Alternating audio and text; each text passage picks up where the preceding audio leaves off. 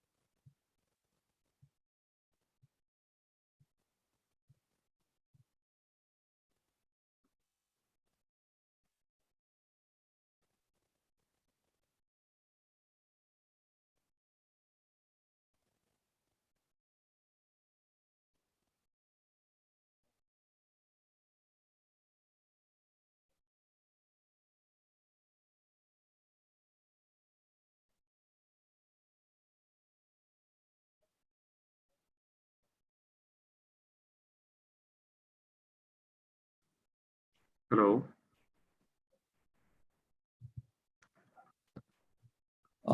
Mr. Subramanian, good morning, sir.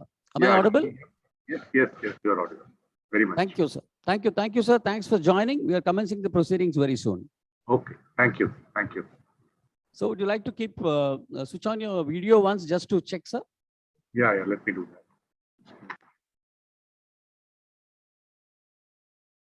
Are you able to get my feed?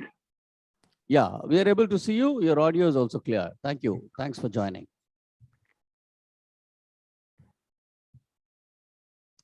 So good morning, ladies and gentlemen. Welcome you all once again. May I now request the dignitaries of the inaugural session to take their place on the dais.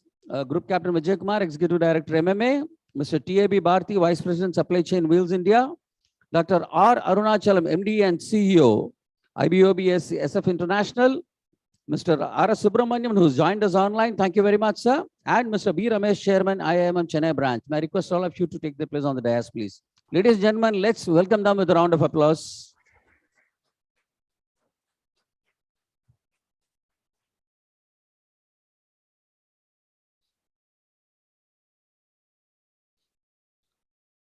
Ladies and gentlemen, Group Captain R. Vijay Kumar is not new to this audience, but it's a pleasure always introducing him. Group Captain Vijay Kumar has served in the Indian Air Force for over 3 decades and joined the Executive Director MMA in 2007.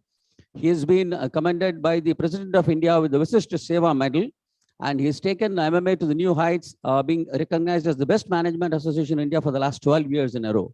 May I request him to come and deliver the welcome address, please? Good morning, ladies and gentlemen. It's indeed my proud privilege to be here, deliver the formal welcome address this morning. December, MMA is always, the committee decided that we must have a collaborative month and knowledge sharing month, because there's so much of music happening around, so much of things happening, and people would like to move on from 21 to roll on to 22 with a lot of good feelings. That's why what we decided, we'll roll out some outstanding programs in the month of December. One such program is what we are going to witness this morning. And when I spoke to the President, Minister of Material Management and other committee members, I must appreciate and place on record my sincere, heartfelt thanks to them. They straight away agreed, let's do something together. Because idea is today, collaboration is the idea, because you've got content, so much of knowledge in terms of material management. And we also want to integrate our members, all management professionals. Yes, we have a large number of logistic professionals as our members, but integrating them, meeting them, and our programs are viewed by large number of members online and large number of viewers otherwise over a period. So it's my proud privilege to welcome this morning our distinguished chief guest for this morning, Mr. Subramaniam, who has joined us from Mumbai. Thank you so much, sir. Maybe next time when you visit, you must visit Chennai. I know a lot of your batchmates from IIM Bangalore, our members, they will be more than keen to meet you and receive you in Chennai. And looking forward to seeing you next Chennai. Thank you for joining us from Mumbai. And other distinguished guest of honor for this morning is our good friend, Dr. Arunachalam. Dr. Arunachalam is here. We're going to be talking to us physically and straight away accepted. You will know more about Dr. Arunachalam once he speaks, and we are indeed privileged to have him. One of the largest supply chain company in the world, which belongs to Arunachalam. So you're going to tell us more stories about what exactly. Not many of us know about his name. I think once you hear from him, you know the background. And why I'm telling that you must hear from him is you all benchmark to the best of the best, but if we keep benchmarking with yourself, but we don't emulate them to reach that benchmarking. So this company, you should try and benchmark. Maybe later you will know why I insisted so much you have to benchmark. They are our competitors for most of our thing and what we do. And I also welcome President of Indian Institute of Material Management, Ramesh, very proactive, always looking forward to improvement. Always like to collaborate. They always keep asking me how we can work together. So that is one of the things what we did together is sharing the quiz, sharing our magazine, sharing our thing. And he's always looking forward to improve. That's one great in quality in the president. Nice having you with us. A pleasure to have you with us. And Mr. Bharati doesn't need any introduction. Bharati is a part of our MMA. She's always with us because the company which belongs to the major Srivatsram, the MD of his company, is the one who is part of the building committee chairman who built up this wonderful thing. And many credit goes to because the company and Mr. Bharati personally, who has been very happily collaborated on many activities. And also all the viewers watching the program live from all over the thing, all over our YouTube, Facebook, Twitter, our webinar, and also our Voice of MMA radio. And all invitees from Indian Institute of Material Management, our special invitees from different organizations, and my dear students, and very warm welcome to each one of you. Now, why did we do this? And before we do that, I also want to tell you what's happening in MMA. You all know, Captain Venkat said that we are the best in the country for the last 12 years in a row. I think winning is, they say habit, but ours winning has become the way of life for us because we always benchmark ourselves to the best of the best so that we are able to achieve great laurels and achieve better quality of program. You all know this auditorium is totally hybrid model with multiple cameras, good sound system, and we can really organize many events of this nature with speakers from around the world. That is what is our intent. We have got a very good infrastructure facility of 24,000 square foot, multiple classroom, state-of-the-art library with more than 3,000 ebooks and excellent collection of books. Actually, why I'm telling you is we have got all the infrastructure, but the usage of this is not as we expect and as we committee expect. For example, out of 100%, I say the libraries are used not even 20%. What we have done is we do some phenomenal events, exceptly Read and Grow. Every month we have an event to incite the people to read. Actually, reading is very important. If you're not a reader, you're not going to be a leader at all. So especially the students, you must understand, if you want to be a great communicator, but I've seen MMA, some of the best communicators are great readers. So it's very important. Start reading them, start attending MMA events. We have some outstanding events. Some of you are keen to attend, please register your name. MMA will be happy to send you a special invitation on the tomorrow, I think day after tomorrow, 9th, Mr. Gurumurthy talking to us. Then on the 10th, on the 11th, we have a national energy quiz competition where NTRC, that MD is going to talking to us. Then thereafter, on the 16th, we have Industry 4.0, which is an off-day conclave. Some of the outstanding brains coming and talking to us on how to implement Industry 4.0 in MSMEs, and 3 practical implementers going to come and speak. Some of the best speakers, and including MD of Volvo, is going to coming and talking to us. Then we have a number of events. We have something on watershed movement by Mridula Ramesh. Thereafter, we have an event with Mafai on great resignation story. Why is the great resignations happening? What is the great iteration? How one employee should learn, what employee should learn. This happening on, again, MMA on the 18th. Then we have on 20th, we have an event. 22nd, we have an event. All these are all leadership conclave and many of the subjects which are very involved. In the month end, we also have an event with NIPM on something which is very important in terms of industry relations, how is going to really contribute. Coming to today's topic, I had a casual chat with the president. One thing we always found, I always keep hearing from most of the speakers when they address at MMA, that one of the reasons we lag behind in terms of our competitiveness is we don't have a very good supply chain system in place in India. And they also back it with some phenomenal data of what to say that while internationally the GDP to ratio to the expenditure is only around 8%, whereas in India it's almost 13 to 14%. The government of India has, I think, initiated a number of measures put in place to bring it, I think, in the next 3 years, the target, bring it down from 14% to almost 8 manageable 9%. This will bring down the cost and we'll become more competitive in the world. And one of the major issues the manufacturing industry facing today is great supply chain. I know India done phenomenal work, abolished octroi, very seamless travel in terms of movement. They put e-passes everywhere, it's been put in place, GST has been implemented. The number of initiatives have been put in place. The expert today will share with you. Deloitte is going to be sharing with you. And in the overview, you'll be told which speaker is going to be talking about what. And once again, my proud privilege to welcome our chief guest who has joined us from Mumbai, and also our guest of honor Arunachalam, other distinguished guests here, people who are watching the program. Sit back, enjoy. When you get time, just go around the places, visit our library. And we wanted you to be really feel at home, enjoy the day, full day with us, join us for lunch this afternoon. And thank you so much for each one of you joining it physically. And as Venkat requested you, keep maintaining your social distance, not social distance, so that we wear a mask all the time. You not only protect yourself, you protect others also. Thank you so much. Once again, very warm welcome to each one of you. Thank you. Thank you, sir. Thank you so much. Ladies and gentlemen, Mr. T.A.B. Bharti, currently the Vice President, Supply Chain, Wheels India Limited. He is also the National Council member and Director Education, IIMM. He is actually a graduate mechanical engineer, postgraduate diploma in management, completed Bachelor of General Law as well, and international diploma holder in SCMP. Having worked in various industries for close to 30 years now, currently holding the position of Vice President, Supply Chain, as I said before. May I request Mr. Bharti to lay the overview of the conclave to this audience, please. Thank you, Venkatraman. Good morning, ladies and gentlemen. It's very nice to see people. In fact, we have been doing all online. It's wonderful to have people around you. That's what we are missing all these 2 years. All the people who have joined online, good morning to all of you. Just for the point of start, for the people who have been talking about what is this topic all about, what is that we are going to be talking in this half a day, reimagining India's supply chain. How is it so important, or why is it so important? We have been talking, I'm seeing a lot of students here. Just for the sake of talking, today, what is the price of tomato? 140 rupees. What was it about a month before? About 30 rupees. If two Chennaites speak together, they meet together, they will talk only two topics. One is, all of us know, the P word. The other one is Chennai's floods. Is it not? How was it? Was it half knee deep? Is it higher than that? How did you manage? What was it? Is it still going off? All that. And the other one was, now what was the problem? So whether it is global or local, we had problems. What was the outcome of it? What was the major casualty? 140 rupees a tomato, which was selling at 30 rupees just about a month back. Period. So that is supply chain problem. That's what exactly the supply chain problem is. It's not that farmers have not stopped growing tomatoes. Not that we have stopped eating tomatoes. Neither the consumer nor the maker have changed. What has changed?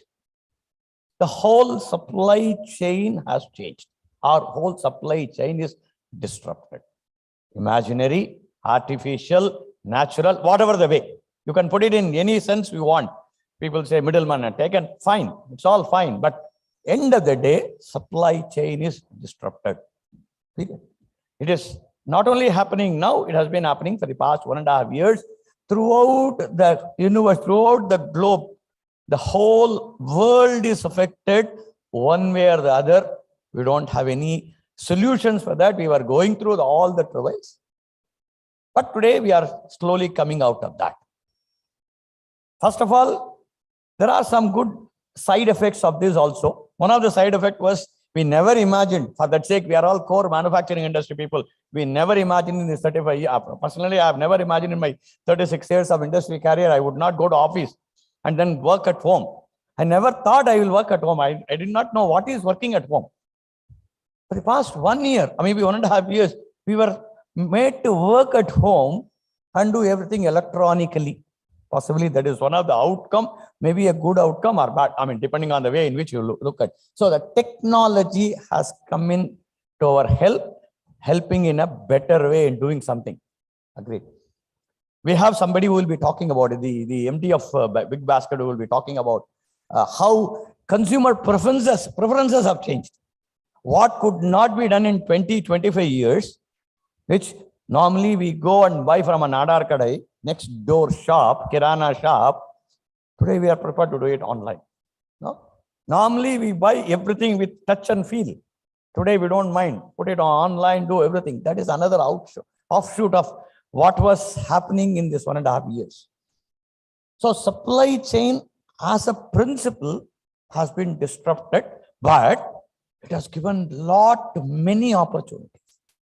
Many opportunities. So it is, in fact, the topic is talking about reimagining India's supply chain strategies. Now we never imagined that it will happen, but in the course of the whole time, what happened is we imagined new things, innovative things have come in. Now we are in the process of reimagining something else. Why supply chain is important? About 60 to 65% of any organization's revenue is out of that. Whether you are a service industry, manufacturing industry, whatnot, 65 to 70% is spent through supply chain. Simple. That's what I was telling you. A tomato, which was still the farmer gets only 10 rupees. Please understand. Even though you pay 140 rupees per kg, please make a note. The farmer still gets only 10 rupees. He has not become rich. Right? Somebody is becoming rich. That's a different issue. Now, what is in store for us? What is that we are going to go? This is what the conclave is going to talk about. The conclave is going to be talking about what are the problems we faced? How did we overcome? Put the past behind us. In fact, this physical meeting itself is a testimony of our problems being put behind us, period. No more, we are prepared to come on, face to face in a room, having a conference that shows that we have put our problems behind us. So the conclave is going to be talking about, let us put the problems behind us. What is that in store for us in future? We got some eminent speakers who will be talking from different angles. What was the government intervention? What we all say, government should do this, government should do that. What is government? I don't know, really. No. I always ask these people, supposing a corporation peon is there standing in front of your gate.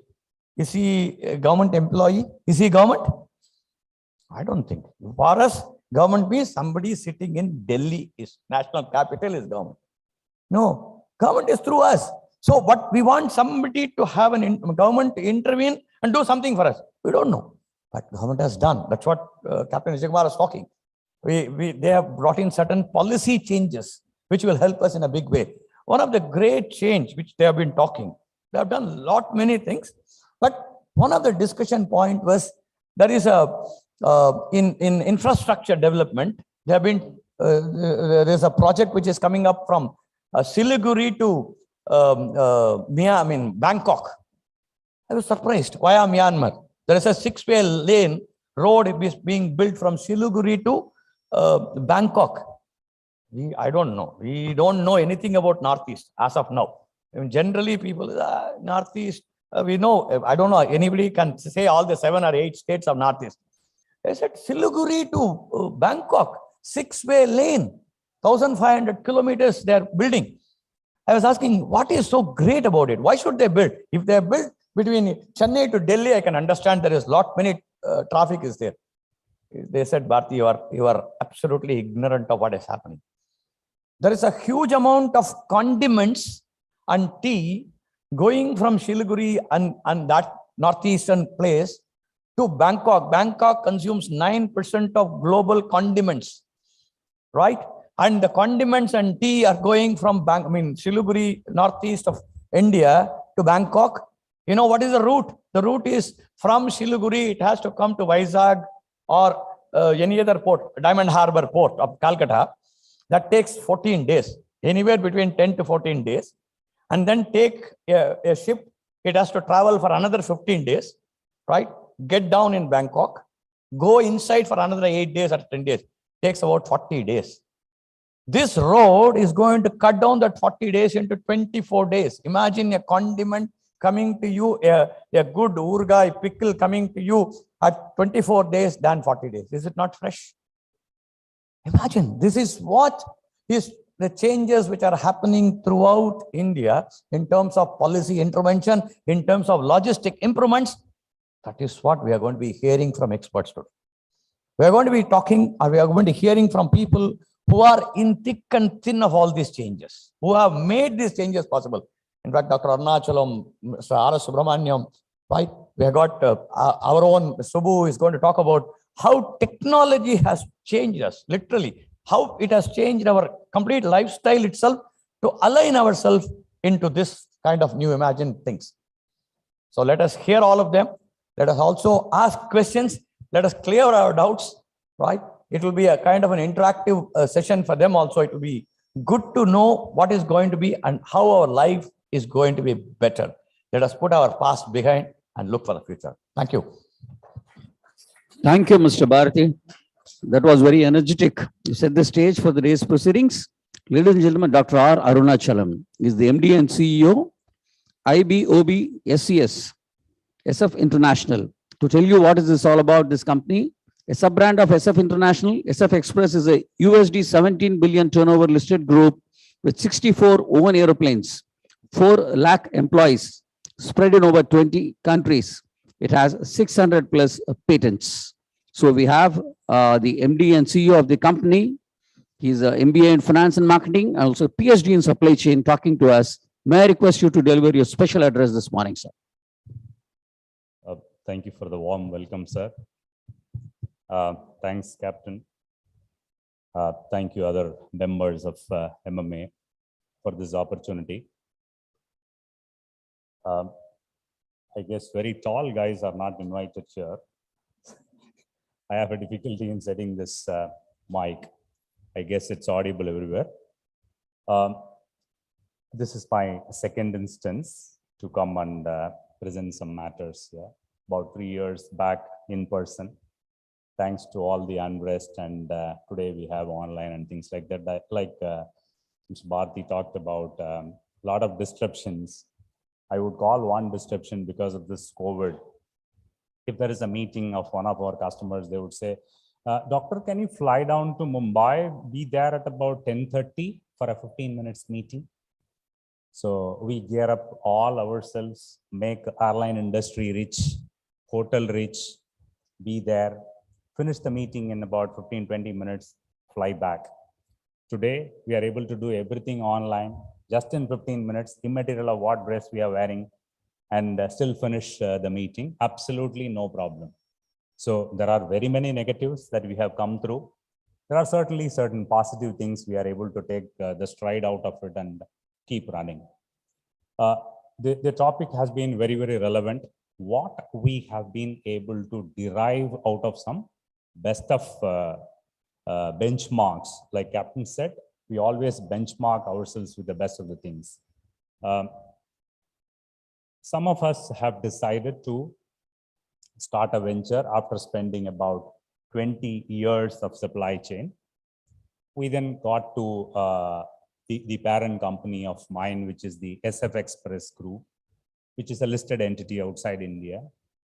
And they were keen to invest, and that's how the journey started about a year back for some of us. Why I'm saying is SF is one of the largest, since Mr. Subramaniam is available from DHL. He could probably relate to some of the points. Transportation is one of the very, very important one in the global scenario, like DHL, like SF. SF owns about 40,500 trucks, and SF owns 65 aircrafts. It's about 3 years back, or roughly thereof, about 2.5 years back, I went to China. From Hong Kong, I drove down to Shenzhen, which is the corner, and I was directly taken to one of the airports to exhibit the capabilities of SF. I went inside, and many aircrafts were there. All of them were actually SF. So I asked the person, everything looks SF. When we get to other airports, we see multiple airlines. No, sir, this airport is owned by us. These are our own cargo flights. I said, how do you control so many? Sir, please come. I was taken to a control center. I'm talking from the technology perspective. To the control center. Of this size, the control center is, it's fully a digital wall completely of this room. And everyone was depicting the status of something or the other live.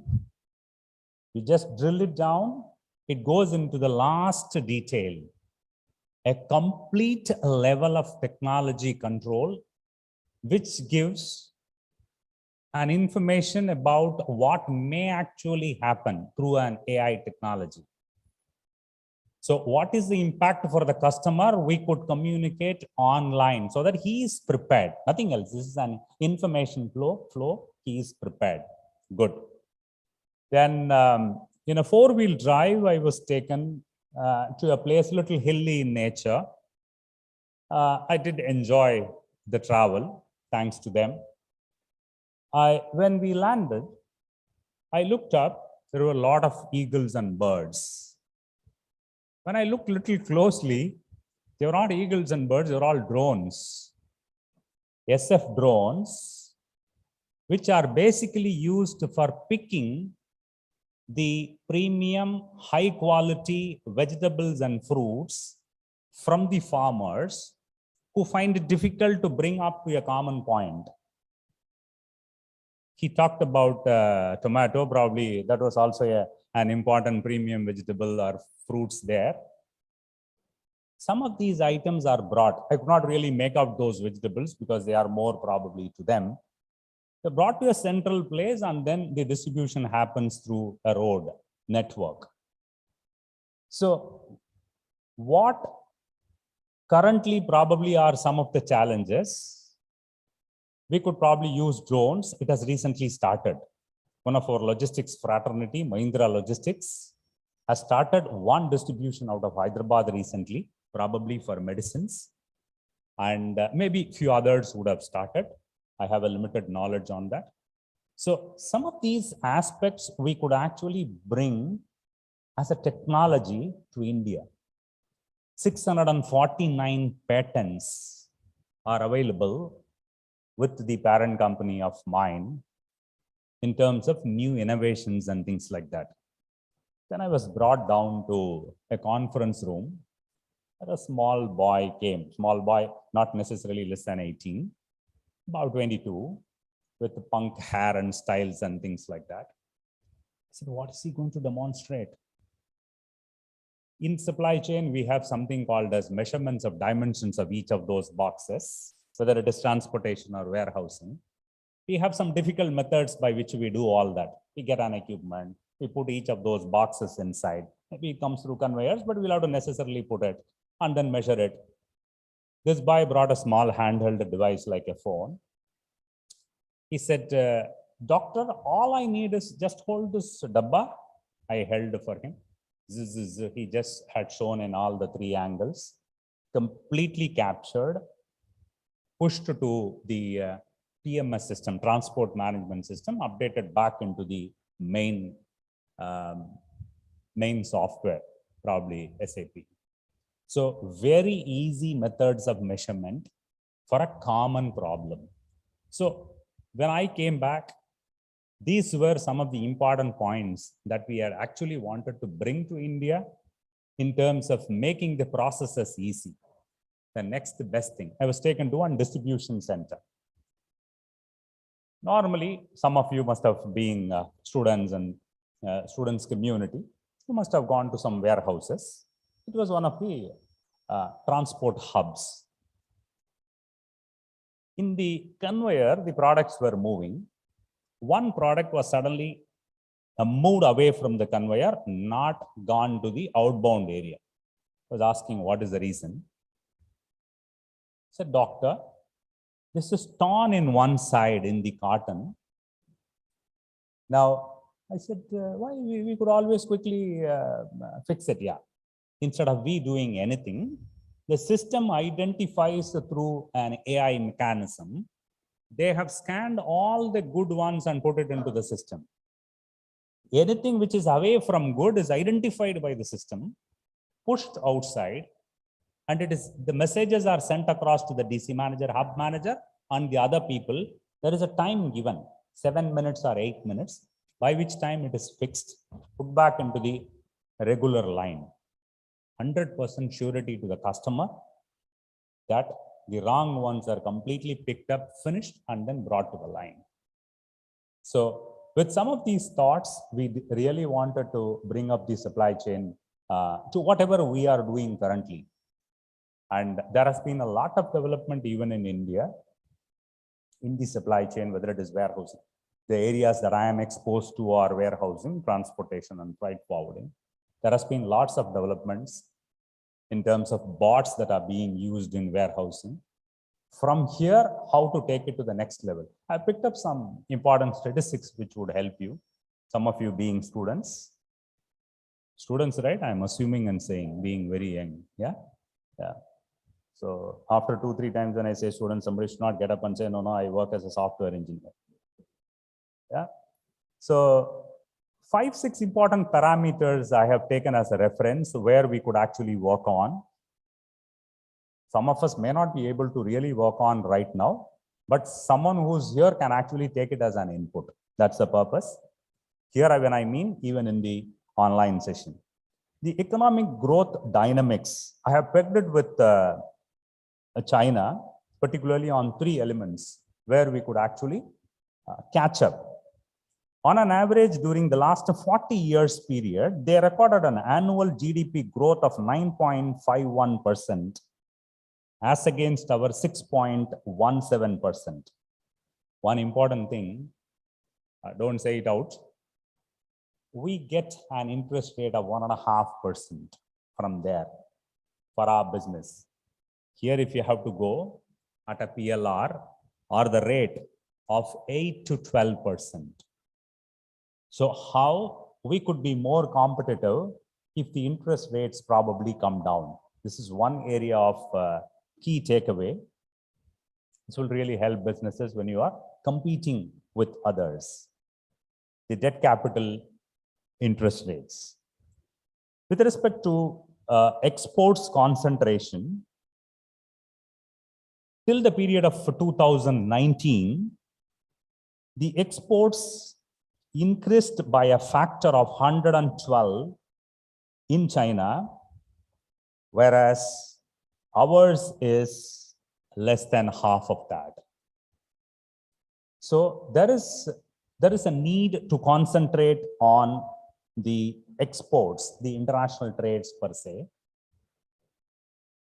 In terms of investments from outside, there are certain policy frameworks which in every forum we get an opportunity, we keep talking about it. So the FDI investments to India is something which is very, very important. Compared to a China factor of 2010 to 18, $234 trillions, we are less than 1/3. So there is a need to bring in FDIs. There are a lot of people who are willing to invest today. Only the climate had to be slightly tweaked, which the government is very, very active. I feel in about 3 years' time from now, there has been substantial developments in the last 5-6 years. In the next 2 to 3 years, I feel the economy would really open up thanks to settling down of this temporary impasse that we have got last 1.5 to 2 years. And the infrastructure, I just got some comparison, how we could actually look for. This is a global ranking that I'm going to talk about. Global Competitiveness Report 2019-20. Quality of overall infrastructure, we are at 70th place. Quality of road infrastructure, we are at 48th global ranking. Just to give a comparison, China is at 45. So we are not really way off in that. We could really catch up. The works are happening. Nowadays, when we travel outside, the tolls, automation, we feel those things are really a welcome one. The speed is faster. The tolls are really cut off. The FASTag systems are helping. So airport connectivity, we are not far away. We are at global 4th ranking. So recently, the UDAN schemes that were there, I don't know whether they are really focusing on implying peoples to tier 2, tier 3 cities, but that was one of the welcome move. In terms of the airport connectivity, we are not far away. We are at a 4th global ranking position. In terms of investments in R&D and innovations, The time to start a business, this has been by Global Competitiveness report in 2019. Time to start a business at a global ranking, we are at 90th position. So even after the steps that have been taken in the last 8, 9 or 6, 7 years thereof, in terms of making many things online, making some of these policy decisions quicker, single window systems and so on and so forth, the last 10 years which has been there, we still could look at making the businesses to start faster. I have talked about technology. The last 2 points, which are very, very important, the labor productivity, I guess still we have to look at improving. One of the best examples are, we run a pharma business for one of the customers based out of eastern part of India. The productivities are somewhere around 1,000 orders, which we would deliver in a day with about some 60, 62 people. In that part of India that we do the business, we are taking about 100 people to deliver. So we are trying to bring in some automations to ensure, the training programs to ensure that the productivities really go up. Maybe one reason is many of them come here and do. Probably our people are concentrating on something else. Recently, I have seen even in farming. I come from a village near Mannargudi, Tanjavur district. Now it is Thiruvarur district. So the farming, basically from agricultural family. Even in the farming activity, the northeastern people have actually come in because of scarcity of people around here. So there is a need to bring in technology, complete set of farming, aggregations of farmers' interests, which I'm sure the concentrations have been on. And once we have the technology in place, the labor productivity and thereby the labor costs would definitely be under control. So lots of learning points that I have got in my mind, I wanted to share with you. I want to take a small pause and take some questions if you have any, next 2-3 minutes. Please, sir, please go ahead. His voice is audible. Yes, yeah, please.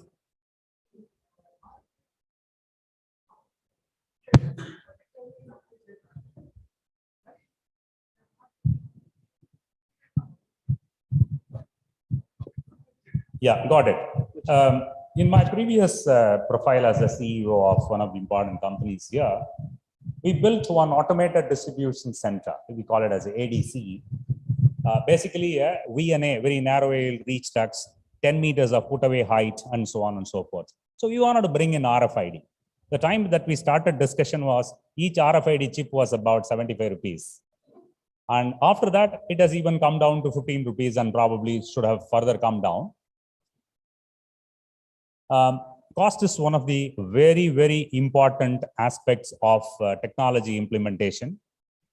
Second, in a warehousing environment, if you have to do, we still have to do some more tweaking, which we are not yet ready in terms of deployment. When I mean India per se.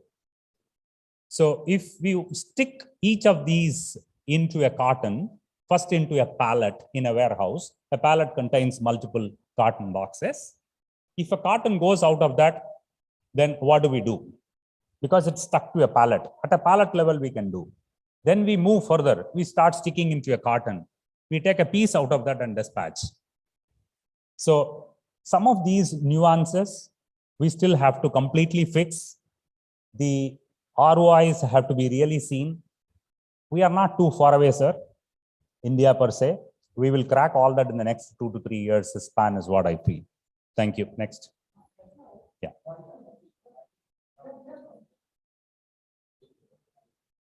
Yeah. Yeah. Okay. Sure. So paucity of time, we could probably, in the break, we can discuss. Thank you so much for the time and keen attention. Thank you. Thank you so much, sir. You set the tone for the proceedings further. Ladies and gentlemen, we have Mr. R.S. Subramanian, currently SVP and Managing Director, DHL Express India, You're all aware of DHL Express. I don't have to tell you much about it. He comes with over 30 years of experience in product-led as well as the service industry. He's a graduate in industrial engineering and a master's in management from IIM Bangalore. He's gold certified in first choice, which is DUSH post DHL internal quality program based on the Six Sigma. Sir, may I now request you to deliver your inaugural address, which we are all eagerly waiting to listen to. Thank you. Am I audible? Yeah, you are audible, sir. Can I share my screen? Yeah, please. I can walk through a short slideshow which I prepared. So tell me when you can see it. Yeah, we are able to see that now. We're able to see that. Yeah. Very good morning to the members of MMA and IIMM and Mr. Arunachalam. Interesting opening address. Of course, special thanks to my namesake, Mr. Subbu Subramanian, and members of the audience. It's a delightful occasion, and I'm very thankful for the opportunity to speak in this forum and on a topic which is of great importance and very, very topical at this point in time, which is about reimagining our supply chain and especially in light of competitiveness. I've been asked to share our experiences over the past 2 years, especially the pandemic years, and how we managed our supply chain and support for our customers, and also some learnings from there on, looking forward into post-pandemic time. Yeah, so I think before I jump into some comments about the topic, I think it's important for me to give a quick, maybe a 2-minute rundown on who we are and from what context am I talking about. I'm part of the DHL is part of the Deutsche Post DHL group.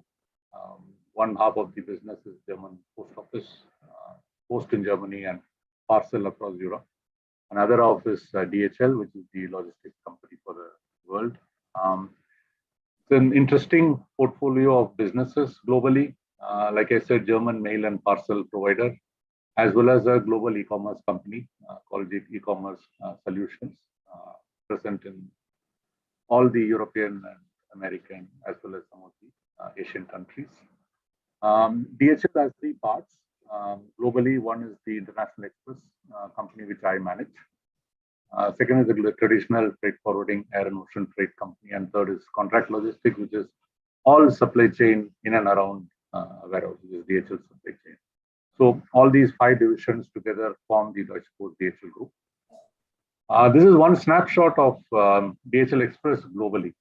We cover 220 countries and territories, as we call it. So more countries than what is in the list of UN list, more countries than where Coke and Pepsi are sold, as we say in the marketing parlance. Quite a large footprint, more than 280 dedicated aircraft. I think it is interesting when I saw statistics that we possibly are the largest virtual airline for air cargo, which is that on any given day, largest quantum of cargo in air is moved by DHL through their own and partner airlines. So we have a large footprint of facilities because Express is asset intensive, like Mr. Arunachalam was describing. Fantastic global hubs, amazing regional hubs, a lot of really state-of-the-art facilities anywhere you go, including India. You walk into any of our facilities in India, possibly the processes and the way it is run is similar to anything you'll find in the most developed markets. So excellent footprint, solid base of customers, outstanding network on air and on the ground with more than 40,000 vehicles and 100,000 plus fantastic team of people. It's a great network, and we are a market leader in the international express segment. Closer home, we have 4 divisions. Yeah, DHL Express, which I head, DHL Supply Chain, like warehousing and logistics related warehousing, DHL Global Forwarding, which is the freight forwarding arm, and Blue Dart, which is the listed domestic express and possibly the only air cargo aviation company. Blue Dart Aviation is a sister company. So combined footprint is visible. We are fairly large and present in most of the end-to-end logistics spectrum and most of the segments where we are present in, we are a market leader. So that's a quick touch and go. So when I was asked to speak about the current topic, some of the learnings during these days, I was reminded of one of our recent partnerships. So you will recognize this man. This is Bond, James Bond, and the recent release, No Time to Die. DHL has been globally a logistics partner to some of the Bond releases, and right from shooting down to the release time, the back-end logistics services are provided by DHL, and it can be moving the fancy car which Bond drives to the shooting location, etc. They run on a tight schedule and they need partnering anyway. But that's not the topic of the day. No Time to Die. So I'm reminded of the title. So during recent times, so I'm like James Bond. We're all like James Bond. COVID is chasing us and we're chasing COVID, constantly being chased by this villain. I think it sets the mindset for how we've approached the last 20 months.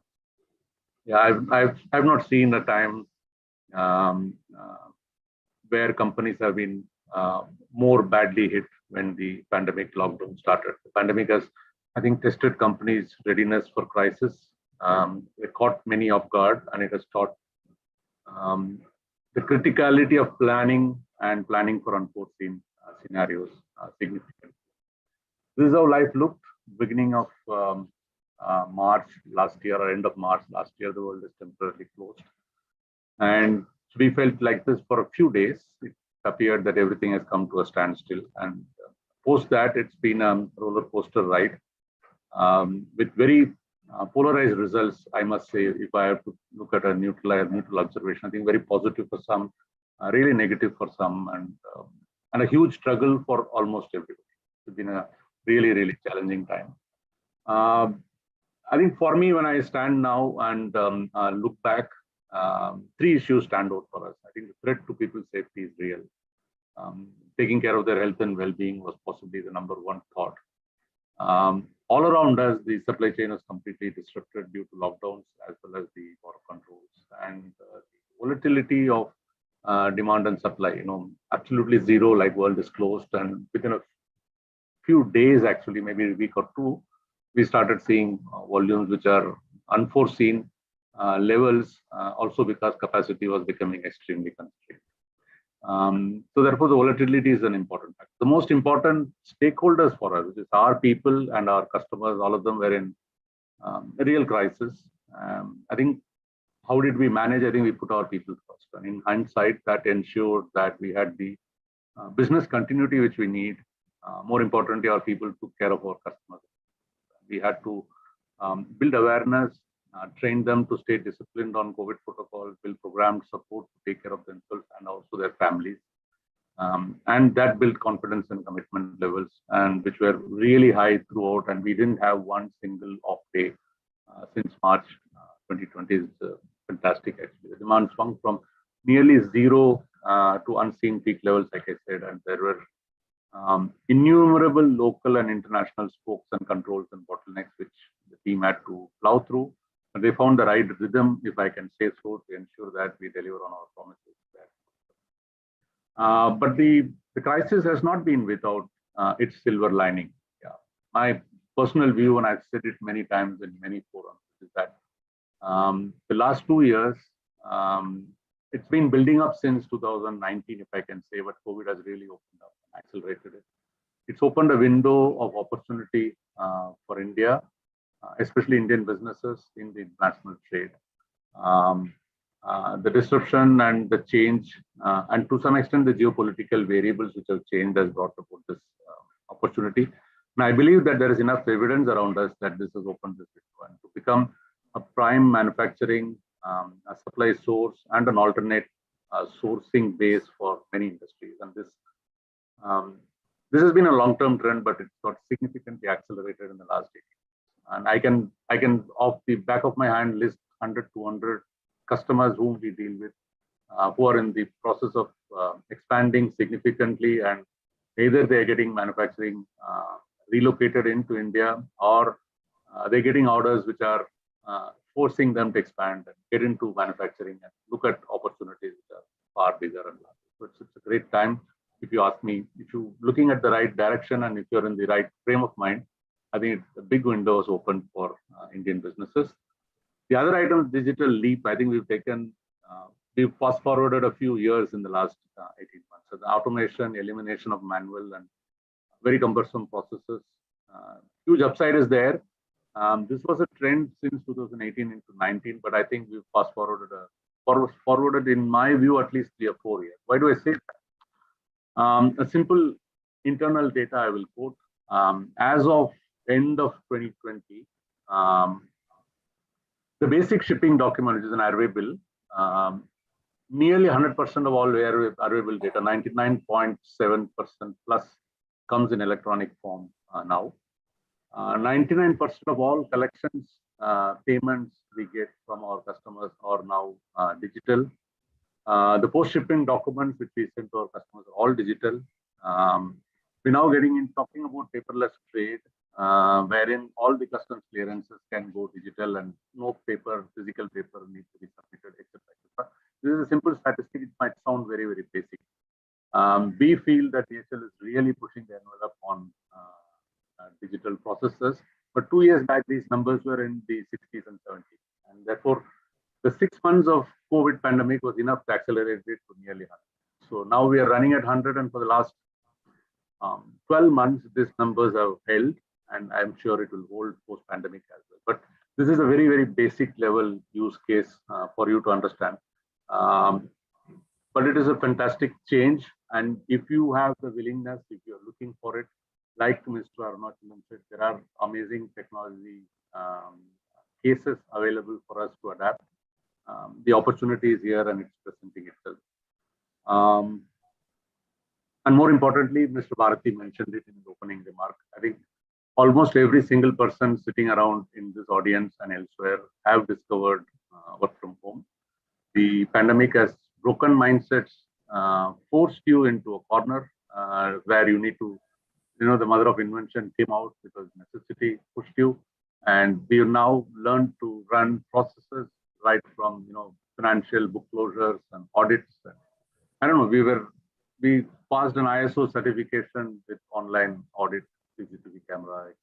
So therefore, there is no end to working from home, and the post-pandemic workplace is something to look forward to, because there is so much learnings in the last 2 years that we are ready for adapting them and extracting the kind of synergies which will give for the business, but more importantly, the kind of convenience and work-life balance and opportunity which will give for employees to discover their productivity. It's amazing.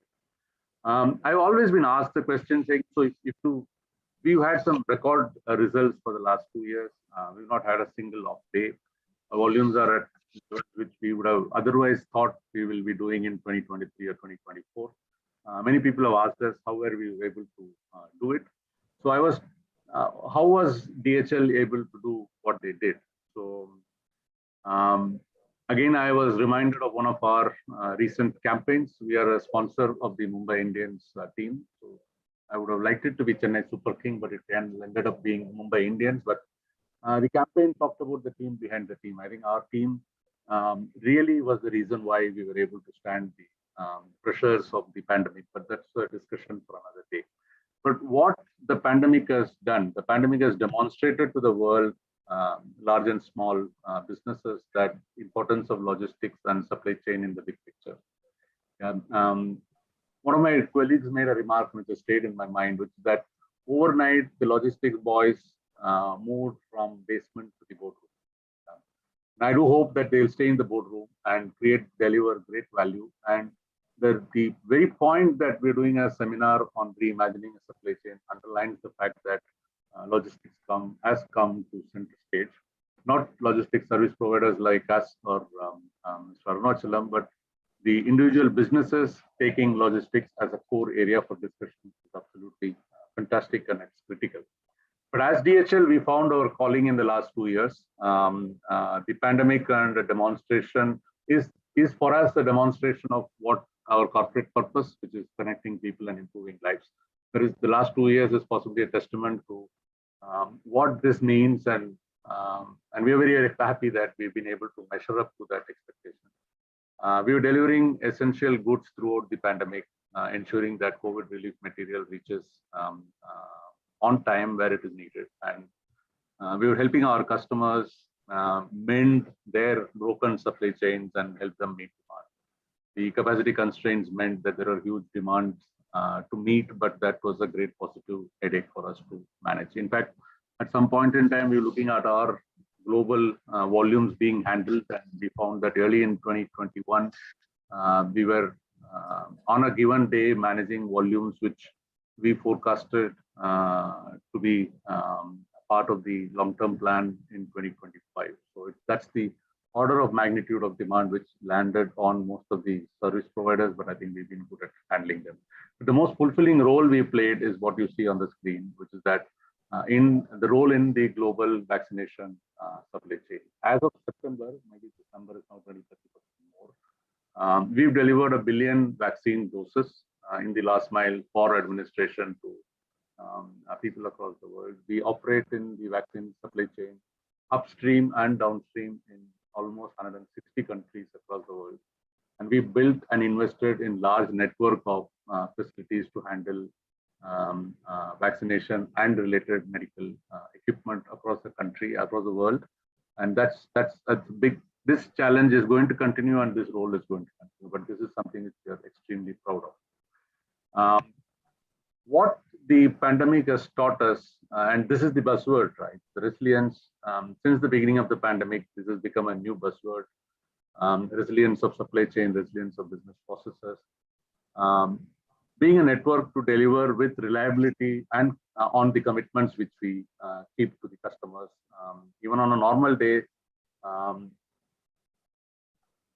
we need several levels of backup to run our network. Yeah, fallback options and alternatives, plan A, plan B, plan C, and therefore the DHL network runs well. One of our customers commented that DHL was built to manage a crisis like this. But there is a learning here that the disruption and the unprecedented demands spikes which we faced really tested us, even though we were so well prepared. But our resilience comes from the standard operating procedures we run, the discipline and the training which we instill, the technology we deploy, the investment in our own infrastructure which we have put in place, and a combination of culture and training and experience among the organization ensures that we're able to stand. So for all the businesses who ask this question, when there is a crisis, you cannot walk out there and buy some resilience free. It has to be built into the business planning. It has to be built into the way you build your supply chain. It might come at a premium, but you need to value the premium and extract the value, and the value it will pay at the right time. So it cannot be built in a day. And this is one thought which has been going around for quite some time, for a year, and I thought I'll make a comment on that. Early in 2021 or 2020, just before the pandemic, the DPDHL announced their 2025 long-term plan. And this long-term plan was built on 4 mega trends. And these mega trends are not changing. And I thought I'll speak one comment on each one of them, because this is absolutely critical for any supply chain evaluation going forward and how you will run businesses going forward as well. The 4 mega trends are globalization, digitalization, e-commerce, and sustainability. If we think of globalization, speaking about globalization, I think 2018 and 19, there's a lot of skepticism about globalization and the trend towards protectionism. But the globalization has continued to go strong through the pandemic years and possibly got a fillip and an acceleration push in the last year or two. DHL runs an index called Global Connectedness Index for the last 10 years. A recent refresh of 2021 data was published about 10 days back. Maybe I should mention what is GCI. GCI, people often equate the globalization to global trade, international trade. But globalization is much more than international trade. The Global Connectivity Index measures the globalization based on international flow of trade, capital, information, and people movement. Yeah, and therefore the global connectivity takes a much broader view. And aside from global trade, we also look at cross-border flow of capital, cross-border flow of information, cross-border movement of people. The index therefore draws more than 35 to 40 lakh data points to provide a comprehensive view of these flows. And therefore, we track it over a period of time, and it tells you how the development across the world can be studied and understood. So if you look at the refresh which has come about 10 days back, if you see the graph on the right-hand side, it clearly tells you the index has moved up and moved up and moved up and has not looked back. And therefore, globalization has stayed resilient throughout the many crises. Some of the misgivings which people had about it slowing down or going back was not true. And it possibly spiked during the pandemic. The four flows which I spoke about, if you look at them, the trade pillar, which is the trade flows, dipped in 20 when the pandemic struck, but I think it's bounced back into 21. In many places, it is already ahead of the pre-pandemic level, which is fantastic. Capital flows never stopped. In fact, it continues to increase through the pandemic, and there is significant recovery on it staying robust throughout. Information again flows spiked during pandemic, and now it is on a different level. One item which has got badly hit is the people pillar. Easily, you can guess the reasons, which is the movement is not possible. Tourism is completely hit, and there is nearly 75% decline in overall people travel, especially cross-border. So globalization is here to stay, and globalization is a big theme for everybody to keep in mind going forward. The other item which I spoke about is e-commerce. Keep up with the clicks is a latest campaign, global e-commerce campaign of DHL. But this time the thought is slightly different than what I want to place on the table. Whenever we say e-commerce, normally we think about B2C, consumers buying off the internet, the platforms, last mile deliveries, etc., etc. But I think the time has come for us to recognize that e-commerce is not just B2C, but a lot of B2B as well. Yeah, and there are several data points which are talking about it. There is an coming e-commerce boom, if I can say, and a lot of items are driving this change. You know, it's a fast-changing world for B2B business, because therefore the buying and selling patterns are changing, and COVID has accelerated this, creating a big digital divide between those who got savvy and started on this journey earlier and invested in this area. Why is it happening? One, because the people who are now operating supply chains, businesses, there is a huge overlap of their behavior as a B2C consumer in B2B businesses. Second, I think the increasing trend is millennials are now coming into positions, and they are the buyers. And a lot of millennials are,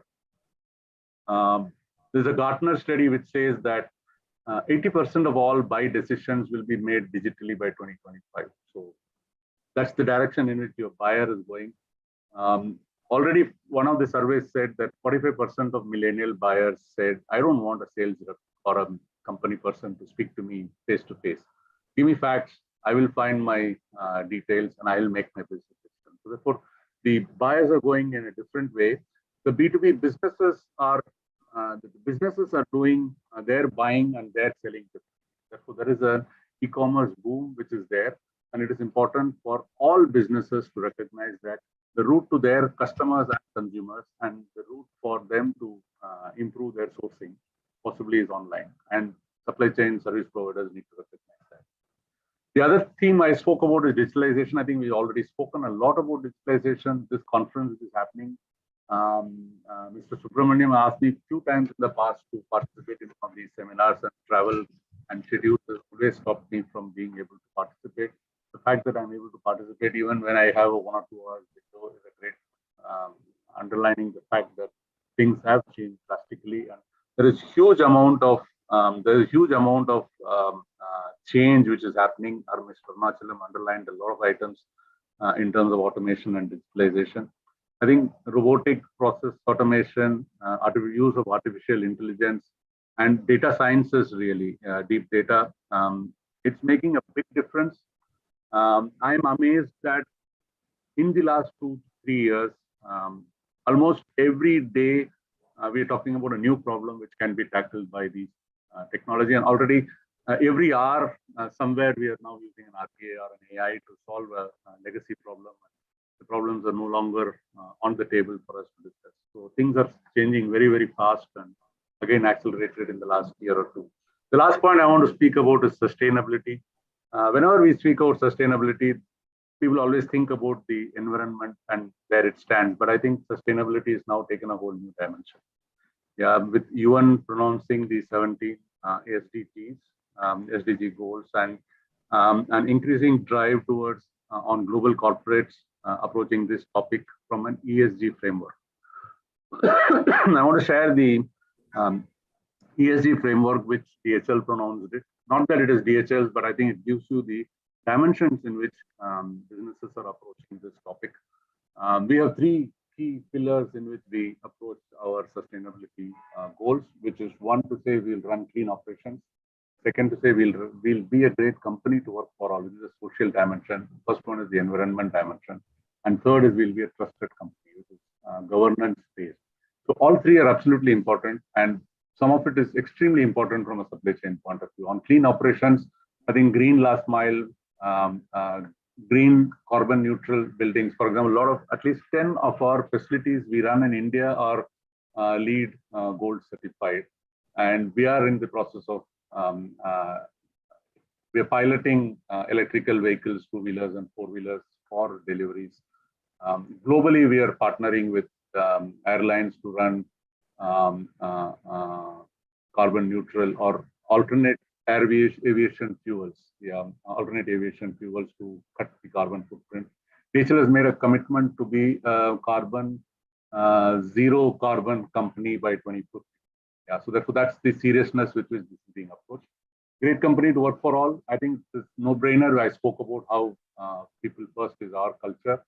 I cannot but thump my chest and say that we were ranked #1 employer in the Great Places to Work list in India this year earlier, and later now as globally a #1 workplace. DHL Express is a global #1 in Great Places to India, Great Places to Work list.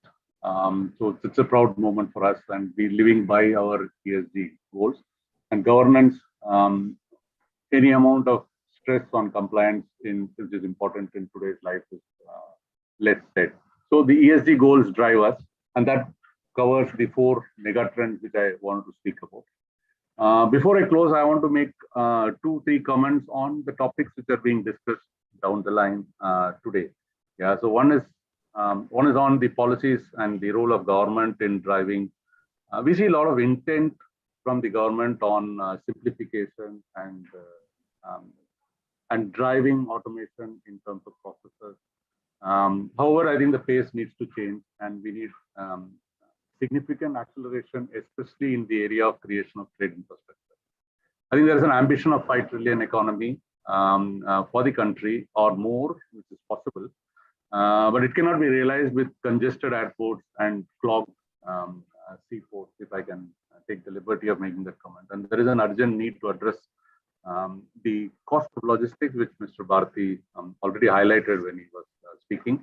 But a lot of it is actually due to dwell times, which is created by very poor infrastructure at the port and very poor capacity at the port. Quality of infrastructure might be good, but capacity is much to write home about. And of course, the complexity in the regulations which need to change. There is significant improvement. If I look back last 3, 4, 5 years, I think we moved a lot of few miles ahead, but I think there is a long way to go here. So that's one comment on policies. Second comment, I thought I will leave this data point with you because there are a lot of students around here, and this is an interesting point too. Every year, DHL releases what is called as the trend radar, the logistics trend radar. We've spoken about digitalization. The DHL trend radar speaks about future tech changes relevant for supply chains, and this may interest the audience here. So I'm happy to share details of some of these papers which I have mentioned with MMA for sharing with the students, and I'm sure it will interest them going forward. The last point which is being spoken about today again is customer experience. The Big Basket, the expert from Big Basket is going to speak on. I'm keen to listen to what is being said.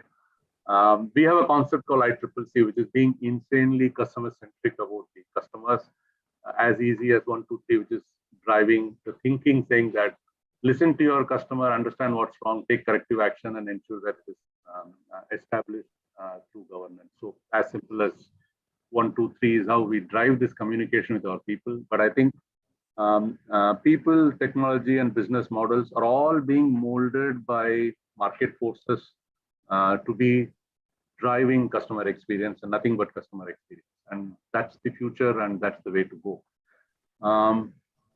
I will stop here, and thanks a lot for listening to me and giving me the opportunity to speak about our experiences and our thoughts on way forward. I'm keen to listen to more. Thank you. Thank you very much, sir.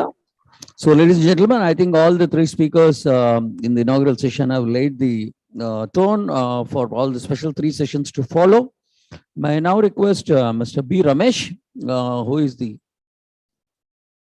right.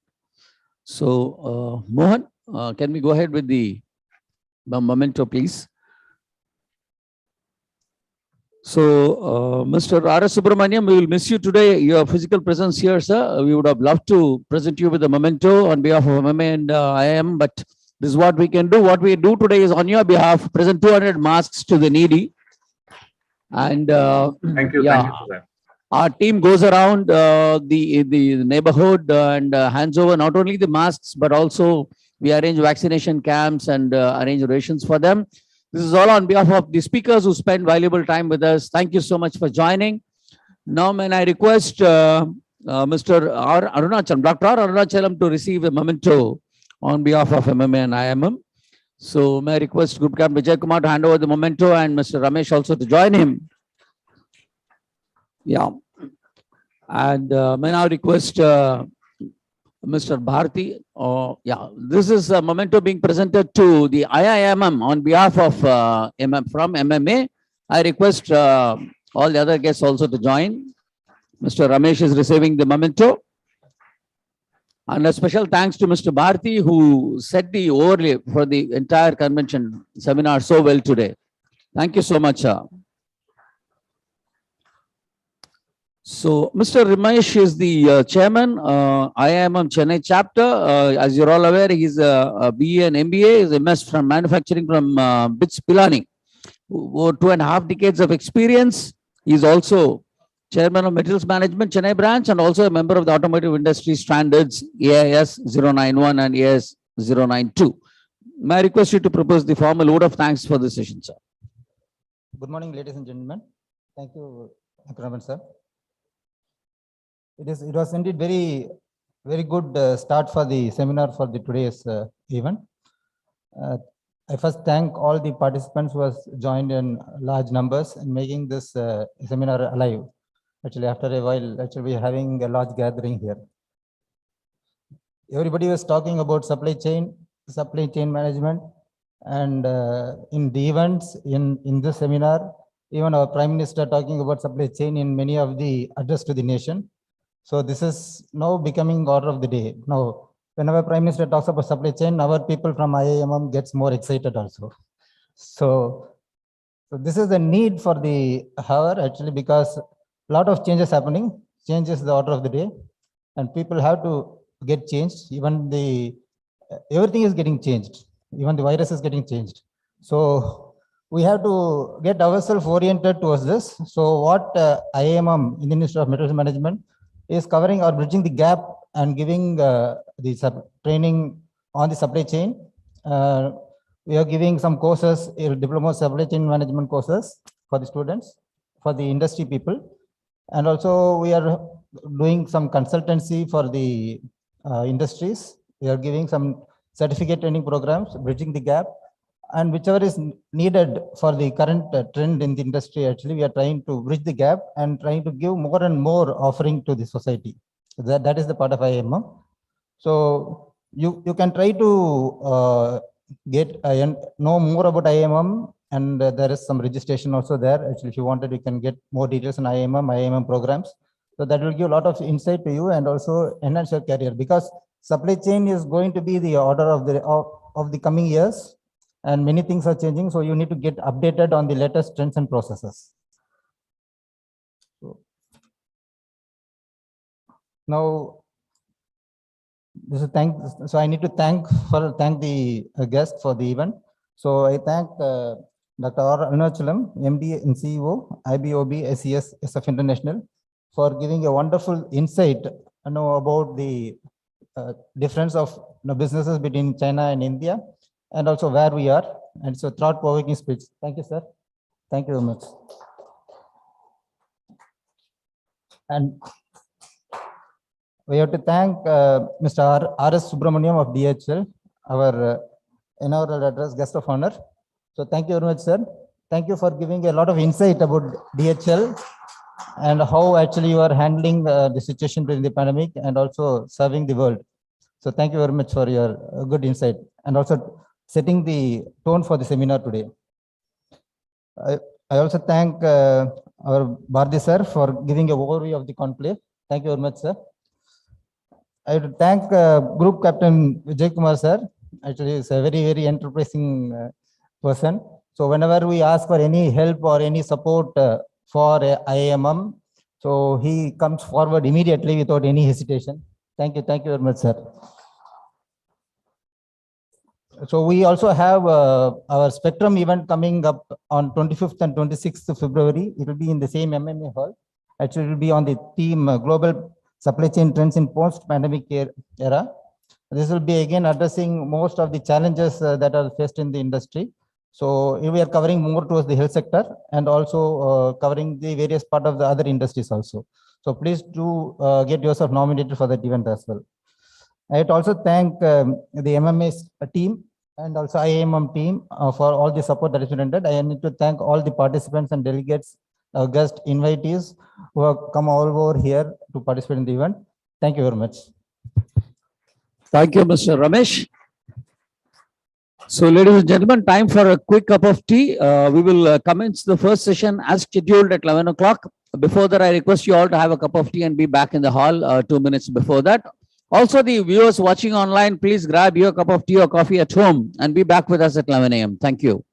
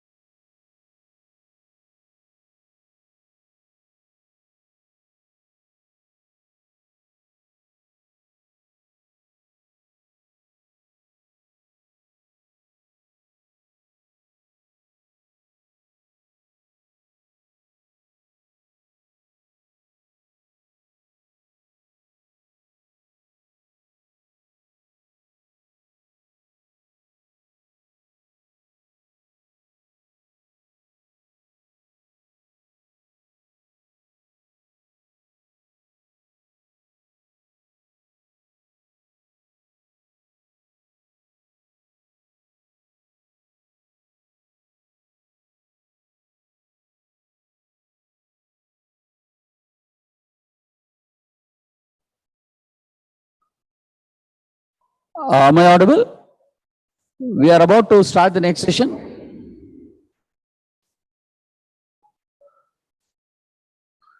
So I'll request all the guests who had their tea to come and take their place inside the auditorium. And I also welcome all the guests who are joining us online. We will be commencing this session shortly.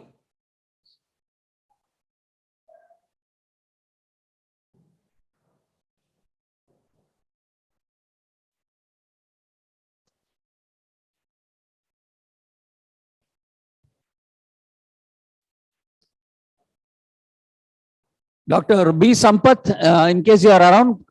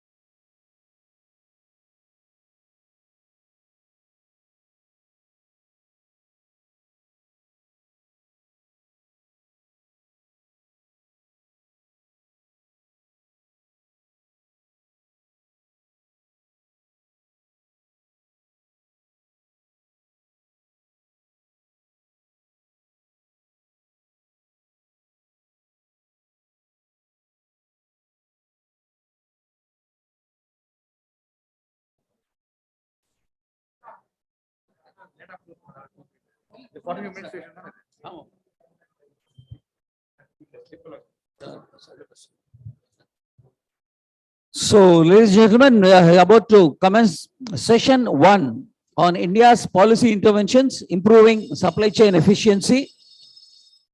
Question slips are placed in your kit. Kindly give us, if there are any questions to be asked, please fill up the question slips and hand it over to us, and so that we can give it to the chairman of the session. And there is also feedback form given in the kit. Kindly give us the feedback at the end of this seminar. May now request the dignitaries to take their place on the dais. Let me invite Dr. B. Sampath, Honorary Treasurer, IIMM, and Mr. Ishwaran Subramanian, Partner, Deloitte Touche India Limited. Good morning. Ladies and gentlemen, let's welcome them with a round of applause. It's a very interesting session. India's policy interventions, improving supply chain efficiency. Yeah, thank you. I think we already started receiving questions. That's very encouraging. So, Mr. Sampath is Honorary Secretary, Honorary Treasurer. I am Chennai. He's an electrical and electronics engineer, MBA and a PhD in project management as well. He worked with English Electric, GEC, Alstom, ABB, and so many other companies, got 30 years plus experience in handling turnkey projects as well. So, may I request Mr. Sampath to take it forward from here.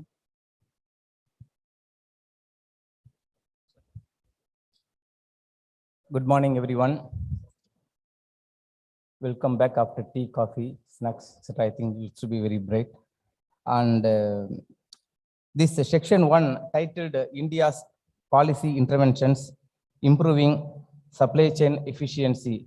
This has been taken over by Mr. Ishwaran Subramanian, Ishwar, Partner, Deloitte Touche India Private Limited. And he will be explaining us about the improving and interventions on the policies. Mr. Ishwar is a consulting partner at Deloitte and leads the supply chain and network operations practices for the firm in India, and the supply chain offerings for Asia Pacific. He has over 20 years of experience in industry and consulting across key sectors, including consumer, business, life sciences, and industrial products across geographies. Mr. Ishwar focuses on India entry strategies and transformation programs and deploy class-leading supply chain operating models for organizations with an emphasis on sustainable growth. He is a member of specific committees of FICCI and ASSOCHAM and has worked with the National Manufacturing Competitiveness Council, NMCC, of the Government of India on sector-specific growth strategies. We welcome, sir. And over to Mr. Ishwar Subramanian, please.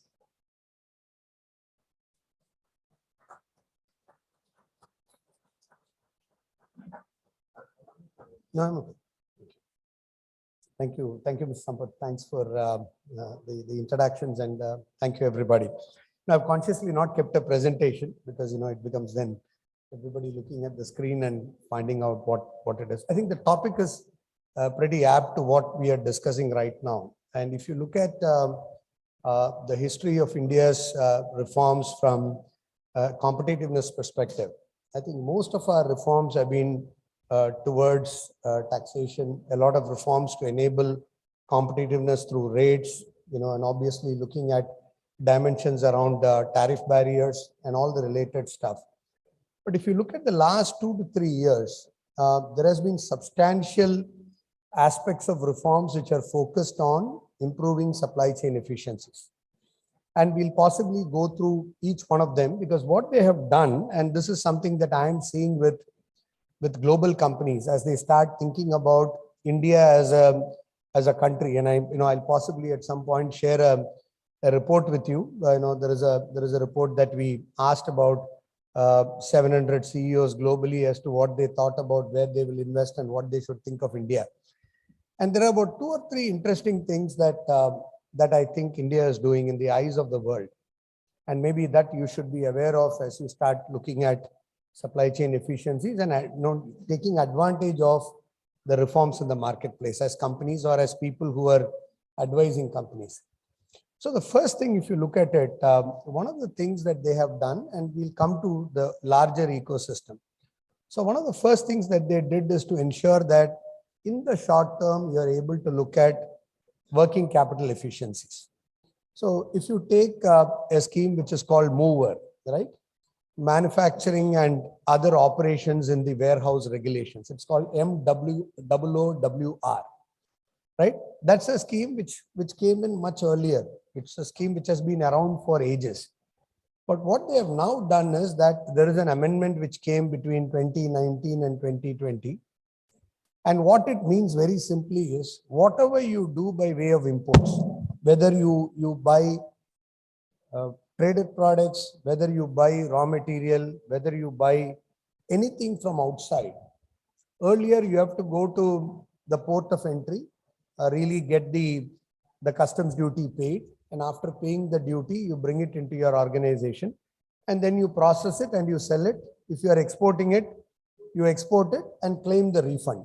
So you pay money upfront, and then after paying the money upfront, you sort of take it out later as refunds.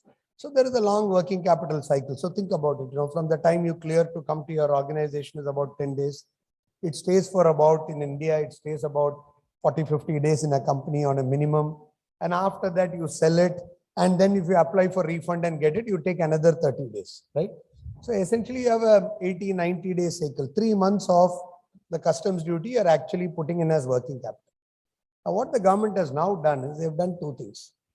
They're saying that whenever you are classifying your organization as a bonded warehouse, which means that it's a warehouse which can do manufacturing. Earlier that was not there. You can actually import any kind of material into that organization and you don't have to pay duty at all when you import the material.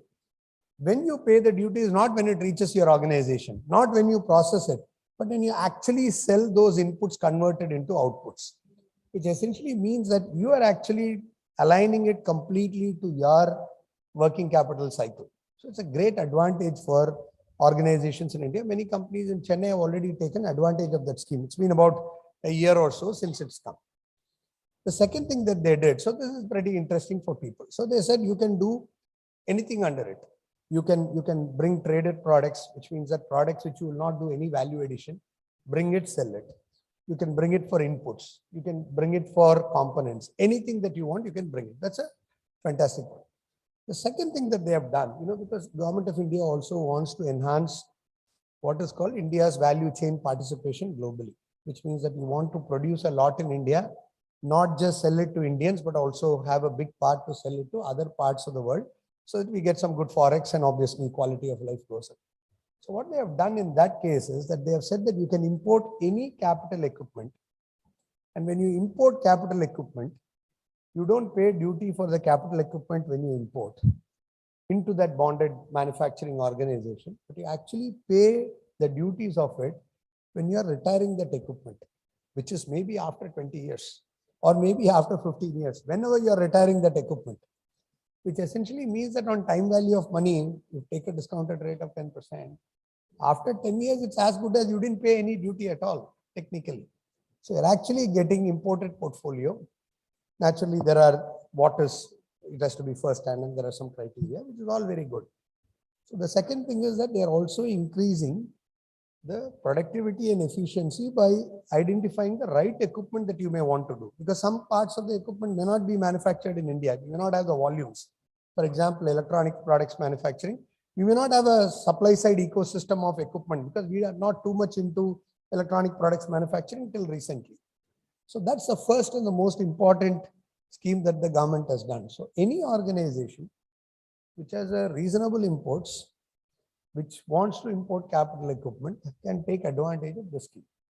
And it's a fairly standard scheme because you just have to get some fundamental approvals. You just have to recognize your organization as a bonded manufacturing organization. That's point number one. Second most important thing, if you are actually selling the product into the export market, then you have not paid duty when it came in. You don't have to pay duty even when it exists, which means that that entire hassle of documentation, getting into the whole process, all that is out of the way for you. And this entire process is voluntarily disclosed. There is the report that they have asked companies to prepare and keep ready. So whenever you keep that report and keep ready, which they will audit, and all the warehouse keepers, everybody, and that's the most interesting thing. Earlier, if it is a custom bonded warehouse, you need to have an identified customs officer who has to come to your organization. Today, that does not exist because in this, the bonded officer as well as the warehouse keeper is your own employee that you can identify. So therefore, they have made it simple. So it's a voluntary disclosure model. Obviously, it will be scrutiny. So therefore, that's the first and the most important thing. So this is very, very fundamental, right? Improve supply chain efficiency by really converting your organization into a bonded warehouse, assuming that you have a reasonable set of inputs and you obviously have anything, whether it is a domestic market sale or an export market sale, doesn't matter. The second thing is you don't have to do like earlier massive demarcations. You can actually in the same organization store both domestically procured products as well as import procured products. And earlier you used to have, right, whether 2 tires that you bought were imported, 2 were export, all that, right? Now it has a first in, first out basis. So if you get into the details and if you read that, you will find out that it is pretty interesting. So that's point number one from a overall supply chain efficiency perspective that the government has done. The second and the most important dimension, if you see, is really this entire, so that takes care of, let's say, the procurement side of things. Then you come to manufacturing, right? So in the second thing that the government has come up with is called the production linked incentive program, which all of you will be aware of. It's very popular now. And that's a WTO compliant scheme because, earlier we had aspects with regard to, dimensions, whether it was WTO compliant or not. So after if you're working for a multinational, they'll always be worried whether there is, it is WTO compliant or will it be reversed later, and you'll have to go and talk to your bosses as to why it got reversed, etc. So the second thing that became very relevant in the scheme of things is WTO compliant incentivization schemes to encourage what they call domestic value addition. So that's the most important thing. So it's not enough if you just allow for imports, then everything can be traded, pushed outside. India's ecosystem will never develop. So therefore, the second thing that they did is to really bring in an aspect of production linked incentive program. So there are three criteria, or rather say criterion for production linked incentive. Right? First criteria is around minimum investments that you have to make in assets. So that is point number one. So therefore, you know specifically that India will create assets for manufacturing, and you can take advantage of mover so that you can also import if you want. So that's point number one. So all the schemes are linked also. That's what I mean to say. So it's not isolated 5 pillars which are working somewhere. Right? They've thought through the whole. The second thing that they have brought in is minimum domestic value addition.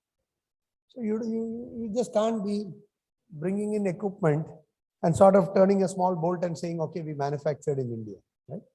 So if you really look at the whole process now, Government of India is focusing on what they call DVA, domestic value addition. It need not be within your company. It can be anywhere in India, but it has to be within India. So it can't mean that you just import something, put something on top of it and say, okay, the value of the product is 100, whereas you would have procured it for 95, which means you're doing a small value addition for 5%. Doesn't work. So what the government has done is in every sector, they have fixed a minimum domestic value addition. Generally, it is 50%, which means that the entire value addition in India on the portfolio should be 50%. If the unit price of the portfolio is 100, you should have got anything from outside for 50. In India, you should do equivalent of 50 of value addition.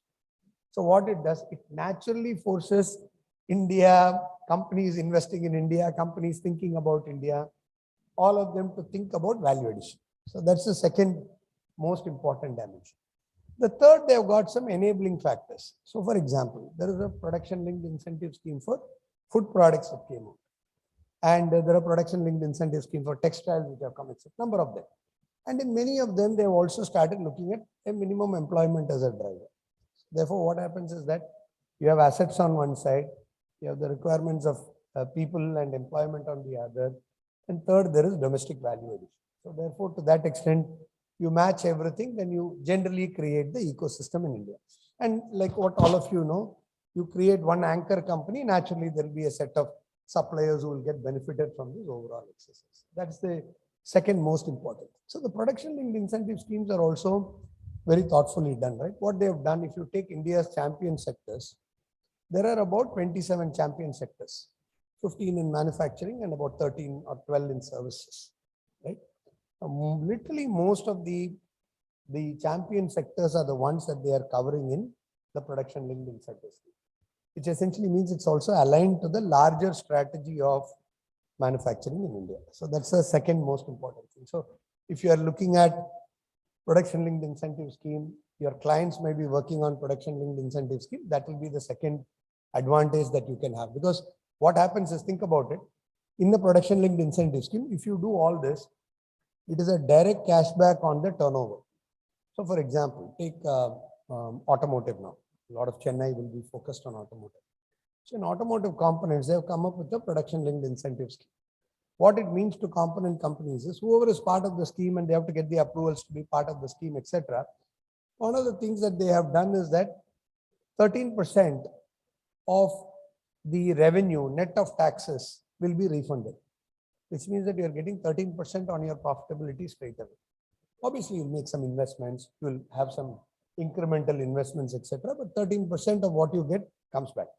If you do electric vehicle components, there is an addition on that, right? There is a small addition on that, I think 2 or 4% addition on top of it. And then if you accelerate your investment, you get another. So the 13 can become 18 for you. So if you think about it, you get 18% as a refund in your books back on the additional revenue. Then that's a fantastic model that you may want to really look for. So that's the second one that becomes very interesting, right?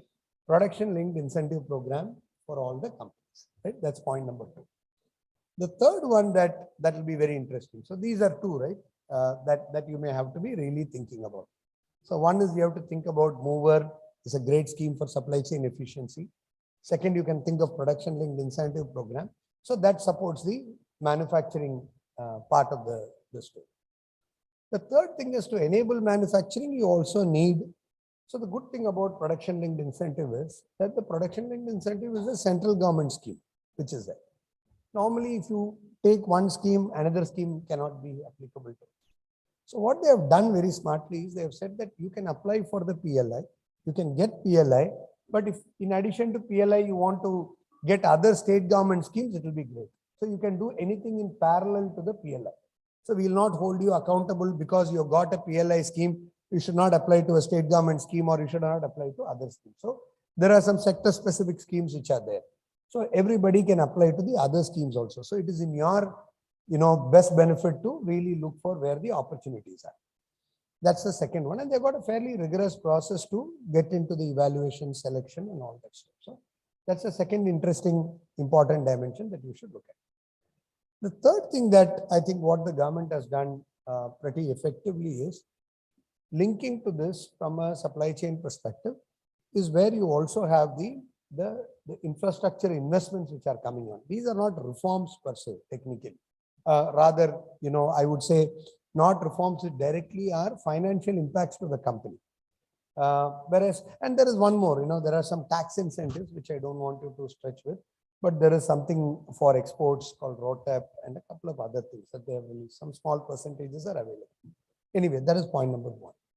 The third one is that what they have also done is that they have also looked at, for example, state-specific incentives, which is the third one which acts to supply chain efficiency. For example, take Tamil Nadu, classic example, right?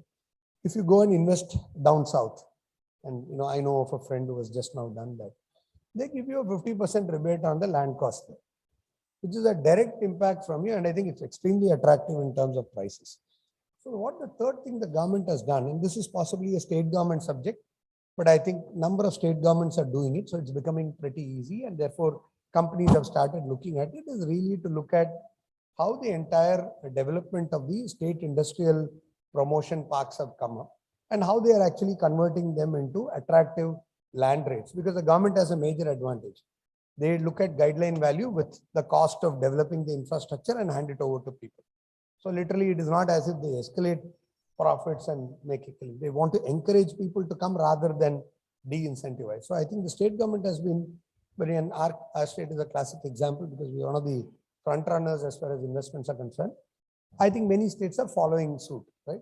Otherwise traditionally you had the big states doing a lot of great work, Tamil Nadu, Maharashtra, Karnataka, AP, Telangana, and now you see the number of states in northern India also coming up and really doing it, and also other central Indian countries, etc., states, etc. So I think that's the third dimension that is there, which is really for companies to understand and really look for supply chain efficiency, is really the cost of one-time cost of really investing in operations. Because you have great schemes for supply side, you have a great scheme to set up manufacturing, but you have to also control capital costs. And therefore, one of the things that the government has come up with is therefore fundamental land rates being one. And together with fundamental land rates, they have also looked at obviously refunds, right? Electricity duty, stamp duty, then you have registration cost reduction. So you have a number of additional stuff, capital subsidy there too. So you can claim capital subsidy in the state. You can also claim under production linked incentive. So nowadays, companies, what they have done is they have now started having people in their systems who can really understand all what can be done in India to enhance their profitability and therefore get an understanding of all the schemes.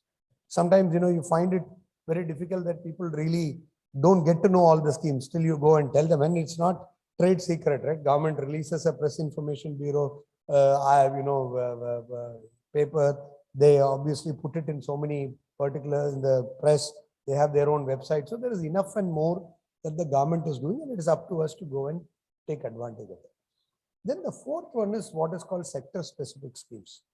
So what the government has also done is, now we know that we also have a thrust on electric vehicles. We have a thrust on health for all.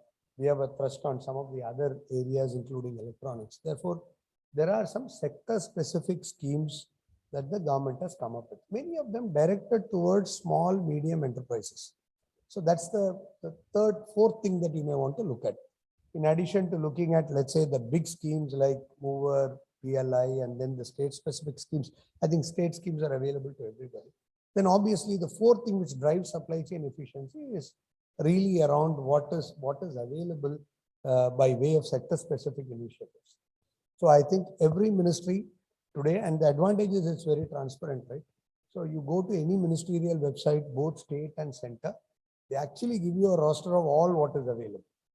And it's up to you to go and identify in your best interest as to what can be done.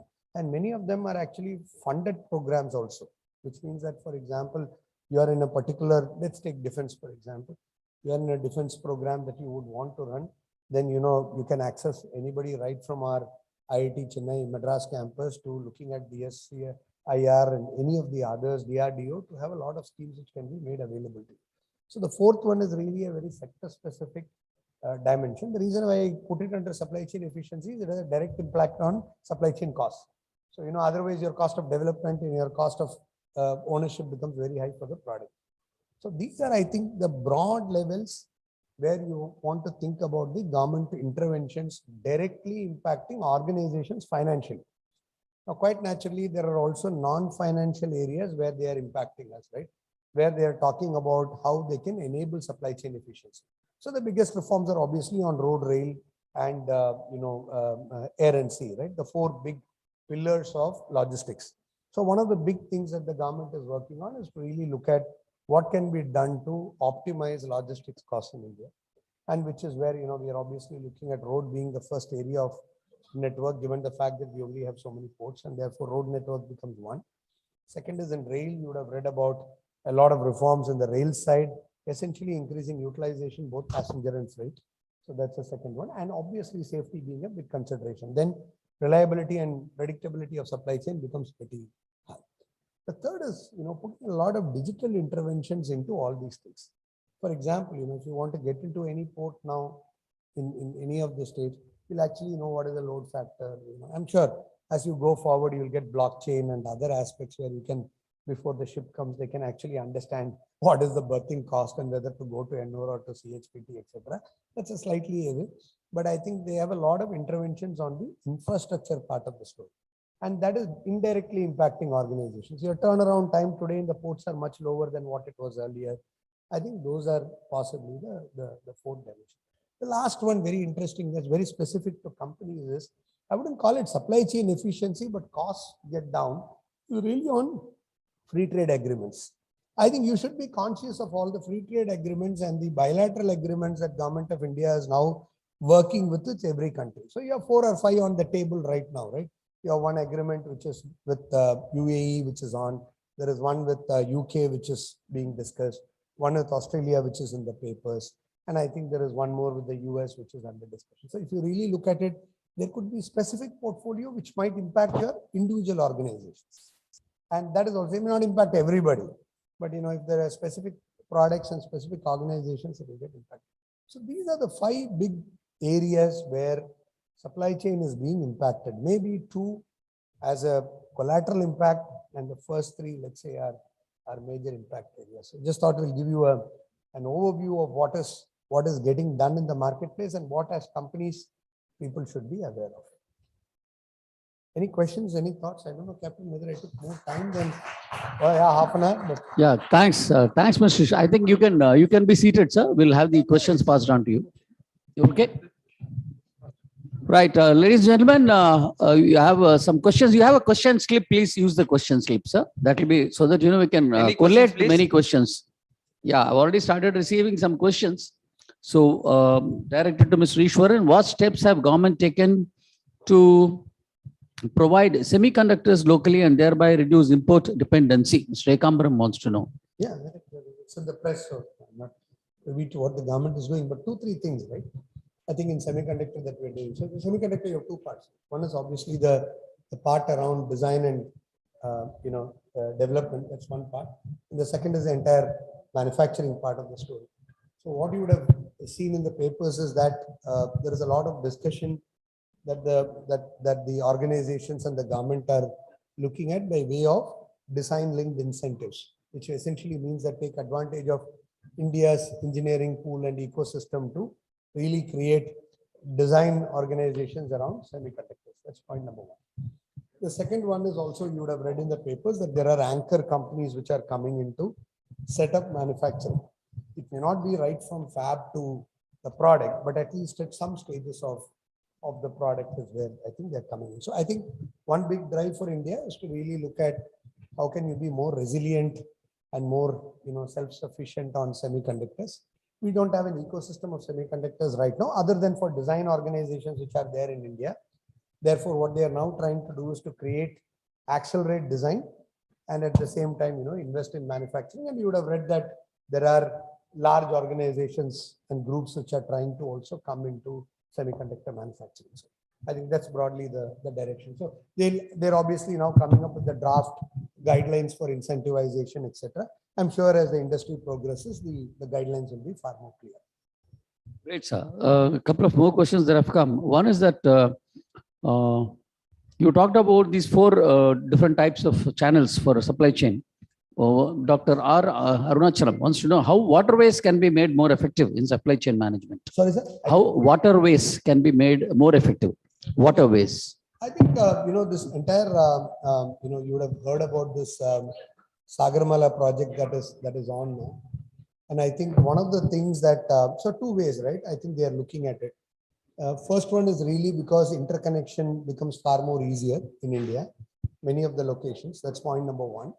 The second is, we are also now signing up for carbon credit related, reductions and stuff like that, or rather carbon emission reductions, and therefore the related commitments that India is making to world climate.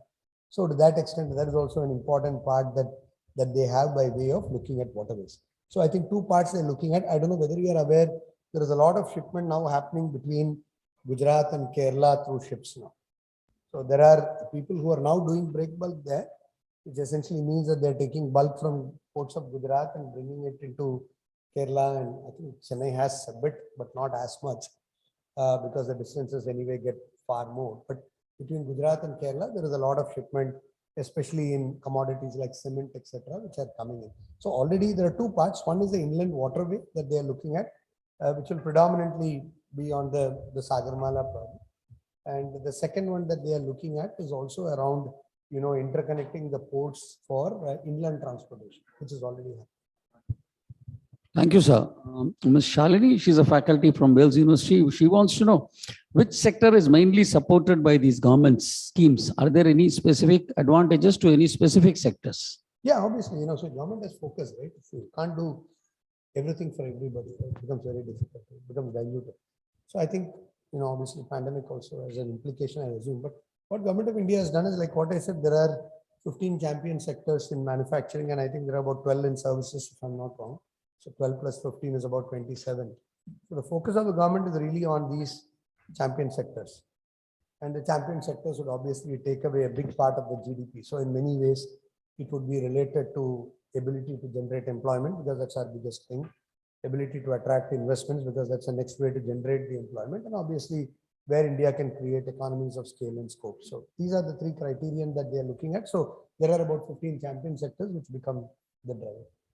Right. And you also mentioned about the carbon emission and things. There's just one question on that. Again, Dr. Arunachalam. Carbon emissions are largely due to the industries, and secondly, supply chain, that is vehicle movement. So how do you recommend or whatever to reduce the carbon emissions due to logistics? That is the question. So he says there are 2 things that are contributing. One is the vehicle movement. The second is the industry pollution. Yeah, so 2 parts, right? At source is what they are looking at now. So at source is essentially converting a lot of, the IC engines into non-IC engines. So that's at source. So over a period of time, you obviously obliterate that impact and therefore eliminate the reduction of carbon emissions coming out of that. So that's point number 1, right? That you tend to look at. The second one that they are really focusing on is really like what I said, use alternate channels like waterways, etc., where you can optimize. So these are the 2 things that people are looking at. Great, sir. There's one. It's a long journey. It can't happen. Nothing like switch on, switch off answer for this. So this is like structurally, and therefore all that scrappage policy. So if you really look at it, all the schemes are interlinked. Yeah. So you have a scrappage policy on one side. And when you go and buy, you obviously incentivize less carbon emitting vehicles, and therefore that's one part. And third is you also develop the waterways, and therefore you make more of bulk transportation rather than smaller transportation modules. So those are things that are being worked upon. Right. So there's one question, it's very generic actually, you don't have the name also. Is there a specific business model in supply chain management to improve competitiveness? Okay, so if you look at it, see, interesting stuff, right? Maybe you can read this in leisure. See, when there is something called global value chain participation, what it means is the way imports come into a country, the way they get processed, combination of imports and manufactured products, and the way they are exported out and domestically consumed, which essentially means that entire chain, right? How much of it is globally participated as imports and exports? There is an index, and it's a OECD index, so you can go and read it in the press. That index sort of signifies the operating model for a country. And if you look at that operating model, pretty interesting, right? India's index is about 0.4. It's anywhere between 0.39 or 0.41, depending on which year you look at it. And just to give you a comparison, Malaysia would be, let's say, 0.5, which means the index is much better, which means that they're more participating in global economy. You can always blame it on, palm oil, but yeah. And if you take China, it's very close to India. China is anywhere between 0.43 to 0.4, which means, anecdotally, if you look at it, the business model that you have in China for your manufacturing as a global company can be replicated pretty easily in India. You don't have to change much because you're sort of doing the same things. The only thing that's a difference is obviously the economies of scale, right? It's a 5-time economy of scale difference. Therefore, there's a cost arbitrage that they're able to play much better than us. So one lesson for both India as well as for companies which are thinking about India is that value chain index for India is very similar to many of the other countries close by. Whereas if you look at more export-oriented countries on smaller portfolios and smaller economies, like take Vietnam, for example, 200 billion economy. Right? If you really look at it that way, Vietnam would obviously will have a value chain index of about 0.48, much higher than India, China, which essentially means that their operating model is slightly different. Yeah. Whereas if you take India and China, it's more or less broadly the same. So we may have to take some lessons on how to create economies of scale. We are more on economies of scale, right?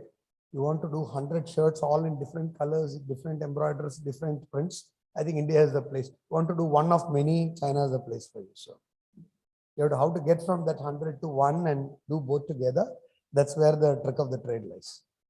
Yeah, one Mr. Venkateshwar, he's actually National Commission member, IMM. He's asking a question, any specific databases available to view the government-specific initiatives for the MSME, possibly in logistics? Yeah. Go to the MSME ministry. I think it's a presentation which is uploaded, I think, as of the latest one is there. So I think it has all the schemes which are available. And you can go to the, if you access our MSME office to here, I think there's a lot of focus on this. In fact, you would have read in the press, our state has created an MSME advisory council too. So you would have read that, right? There's an advisory committee and you would have read that. So I think, and Mr. Roy's office has a great repository of what can be done. So both within the, exactly. So both within the state here as well as in the center, I think there is enough. And here if you ask the office, I think they can give you all there is a fair set of schemes which are there. Great. One Wing Commander Vyas, he is asking whether the cost of setting up of FABs for semiconductor manufacturing is very high. He says quite possibly up to $5 billion plus. Is there any thinking on providing seed money for setting up FABs? Fabs don't come with seed money. Fabs come in with global investments and country-specific investments, right? So Fab is like, it's $1 billion. Right? Yeah. $1 billion is like, 7,000 odd crores. So Fab doesn't come in with, so I don't think countries which are late in the game will start with Fab. We had a test with Fab, maybe 2012, 13, you would have known that there was something in Andhra which was coming up, Hyderabad, if I'm not mistaken, there was a Fab project, but everything has an impact, right from quality of water to everything else. So I don't think Fab is an answer to all this. So therefore they actually get into more downstream before coming to Fab. So what India is attempting is they're attempting on design. So you would have read that there is a design linked incentive program which is coming in, and then there is something on the late stage manufacture. So I think Fab will possibly be an evolution for us as we go. Great. So we will just take maybe one or two more questions, sir. And so two questions specific to some sectors. One gentleman, Satish Kumar, wants to know regarding the solar ecosystems on SCM module manufacturing. There's another question which has come on the pharma sector. So possibly you can throw some insights into these two sectors with regard to what the government is doing. Or... I think there's PLI for both. So if you really look at pharma, I think had 2 rounds of production linked incentive program. I think there are state-specific programs in specific states. So that is one. I think solar comes under the larger renewable energy ecosystem. So renewables also, they had a production linked incentive program, which is a cashback program for the government. And second is there are some MNRE specific incentives that they are providing. So I think if you want to really invest in manufacturing of either panels or for that matter, even in downstream units, I think there are production linked incentive schemes that you can take advantage of. That we spoke about in detail. So you can take advantage of PLI. But I think scheme is closed right now. But I'm sure like that many more schemes will come. Welcome.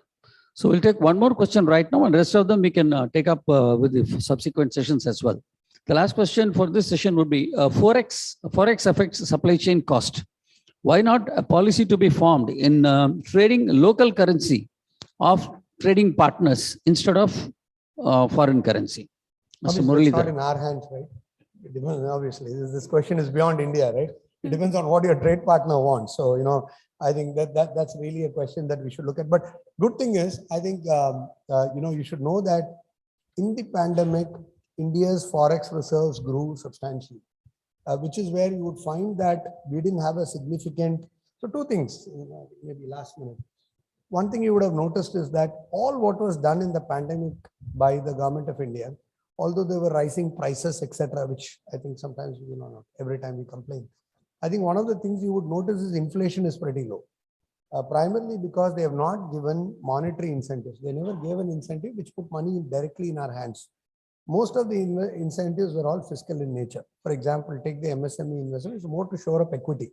They never gave a working capital to the guy, which the guy will obviously use it to buy a car. So I think that's something that they didn't do. So that's point number one.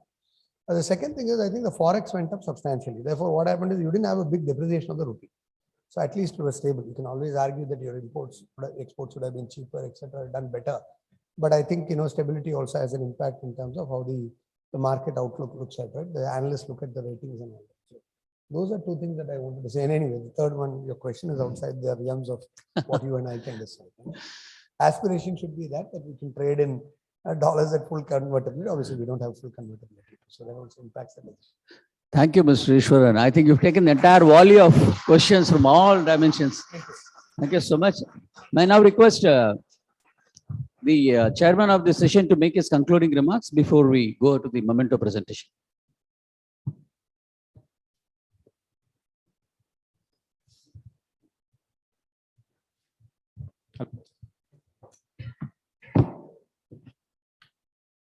Thank you very much, sir. And this overall supply chain efficiency drive and a few points we have wanted WTO complaint and this production-based incentive program and direct cashback turnover, PLI scheme and state industrial promotion schemes and infrastructures has been very well explained to you. Thank you very much for your time and valuable insight and input for us, sir. May I request Group Captain Vijay Kumar and Mr. Ramesh, the President, Chairman, I am to give away the memento along with the session chairman to Mr. Ishwaran Subramaniam. Thank you very much, sir, for sparing your valuable time this morning and sharing your perspectives with our audience.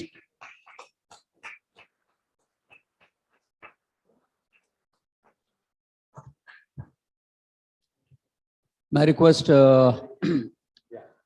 Group Captain Vijay Kumar to also give a memento to the chairman of the session, Dr. B. Sampath, Honorary Treasurer, IMM. Thank you very much, Dr. Sampath, for spending your time with us this morning. Right. So, ladies and gentlemen, next session is going to be very, very interesting. We are talking about the technology trends in shaping future SCM, and we will commence the session very shortly, maybe in 30 seconds. May I request Chairman of the session, Mr. Sabir Kumar Mohanty, and Mr. S. Subramanian, the speaker of the session, to don the dais, please. So, ladies and gentlemen, let's welcome them with a round of applause. Yeah, absolutely. So, what I will do is I'll briefly introduce Mr. Mohanty and then hand over the session to him. Mr. Mohanty can possibly introduce the guest speaker. Mr. Mohanty comes with over 35 years of overall industrial experience. He's a PhD in supply chain management from Wales University. He's a Bachelor of Science, of course, before that. And after a brief stint as an advocate, he joined Tata Steel in 1988. He also completed GDMM and IIMM PGDM from Xavier Institute of Management, Bhubaneswar. So he's presently the General Manager, Projects and Procurement in Alliance Garni Mamo Private Limited. Mr. Mohanty, please take on further and carry on with the session, please.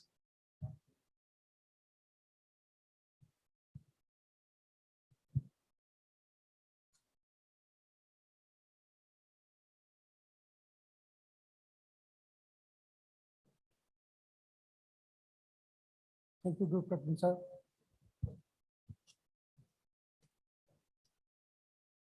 Today's session is on, right now the session is on technology trends shaping the future of supply chain management. And it will be delivered by Mr. S. Subramaniam, Subbu, who has got 3 decades of experience in various aspects of information technology and international project management. Subbu is a postgraduate in computer science from Indian Institute of Technology, Delhi. His professional experience includes IT strategy formulation, organizational refinement, offshore, onshore delivery management, international marketing, financial management, and delivery excellence. He has worked in top Indian companies at leadership level like Cognizant, Pricewaterhouse, Emphasis, HP Company, CMC, and Asia. Subbu was also the advisor in software to State Informatics Limited, which was part of the Ministry of Finance, Government of Mauritius. While in Pricewaterhouse, Subbu managed large internationally funded IT engagements at Nigeria and Ghana. He is one of the designers and implementer on online railway reservation system for Indian Railways, that is IRCTC, at a national level, and was also the project manager for the online screen-based trading system, Bolt, of Bombay Stock Exchange. Currently, he is an independent IT strategy and formulation consultant, and also a faculty in software engineering at BITS Pillar. Before I hand over the stage, I would like to speak a few words about the subject, which is a burning topic right now. We are all used to this information technology, particularly with the help of artificial intelligence and machine learning today. And automation is one of the rise in many supply chains. Automation allows you to streamline repetitive tasks, while artificial intelligence, which attempts to mimic Indian human intelligence and learn, can assist with more complex and challenging tasks. It will cover a lot of gamut of things, including IoT, increased focus on sustainability, rise of SaaS, rise of the cloud, stronger collaboration, increased automation, rise of augmented reality, AR, and improved analytics. Without taking much time, I now request Mr. Subramaniam, Subbu, to take over. Sir.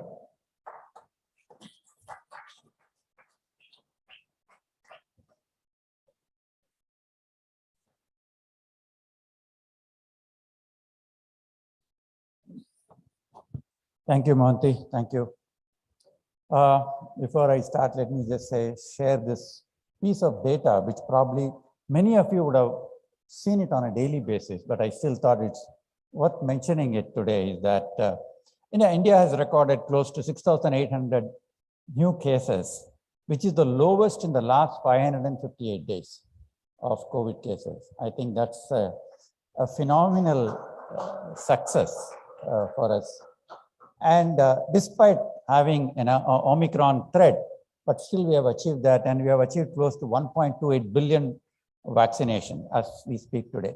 So I think it's a wonderful achievement, and being here in person and talking also gives a lot of confidence. Before I go into the technology aspects of it, COVID, if you look at COVID both from a positive and a negative side, the negative side being on the health sector. And many of us have suffered because of COVID, which is unfortunate, but nothing could be done about it. But on the positive side, we have learned a lot. Many of you will know that the business leaders have said that what would have taken a decade or more to achieve, we have achieved in less than 10 months. It is not an exaggeration, it is a fact. One example I'll give you is vaccination. To create a new vaccine, approximately will take about 5 to 6 years. But the COVID vaccines, including India, which we did COVAX, and others have been developed in less than 10 months. Fauci, who is supposed to be one of the top-notch virologists in the world, who has got more than 40 years of experience purely on immunology and virology, he says that in his lifetime, he has not seen a vaccine getting developed in 10 months. And when they asked him why, he said, asked him the reason for that, he said two things. One is technology. And the second one is collaboration. The worldwide collaboration in terms of data exchange, process, R&D inputs, and technology simulations involved shorten a 5 to 6 years period into 10 months. So that's a great improvement in vaccine, and the quality of vaccine that we have got, touch wood, I think is fairly good. I think the after effects of vaccines are negligible, maybe 0.001%. So the efficacy of vaccine also has been established. So what it says is that means that if people collaborate and adopt technology, things we can achieve. That's a classic example of what we have achieved.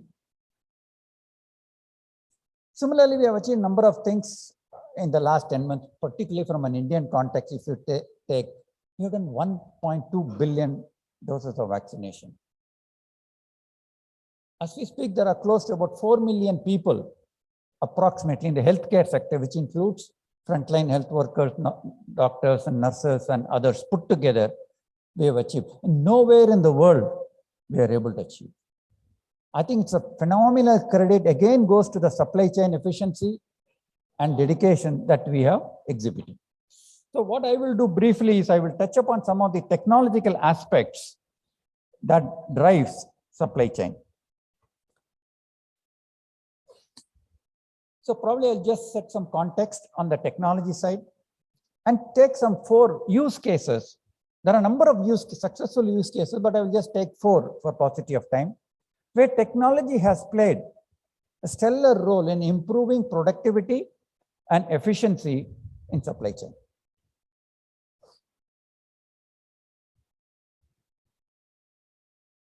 Yeah. Now this slide, if you look at, you can see that if you move from the top left corner to the bottom right corner, how much time it has taken for 50 million people to adopt that particular technology.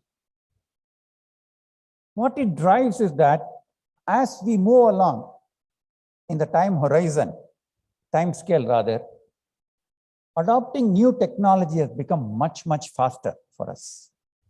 If you look at Twitter and that Go game, Pokemon Go game, we have come to a 50 million users in 19 days. So as we move along, we will see that people are ready to accept technology, adopt technology to improve their efficiency and productivity. And this is a very classical example. See, if you look at on the top left corner, airlines took about 68 years to achieve a number of 50 million.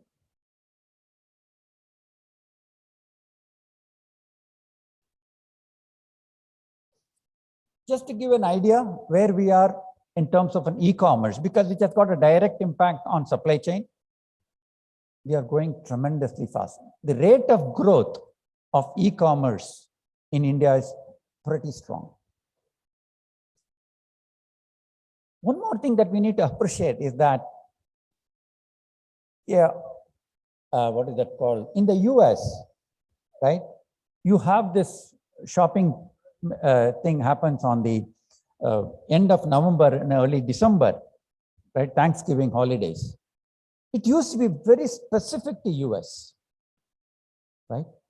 But what happened this year? Probably it happened earlier also, but this year, 50,000 SMEs participated in the Thanksgiving holiday sale of US, which normally about 5 days, and we produced $3 billion worth of revenue sitting in India.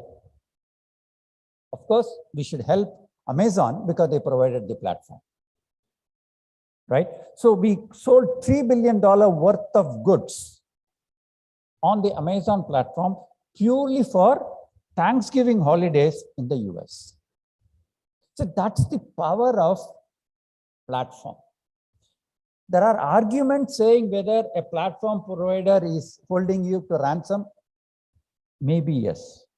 I'm not going to the debate, but platform provider like a Facebook or a Twitter or an Amazon or a Flipkart, whoever, an aggregator, definitely provides advantage to countries like us.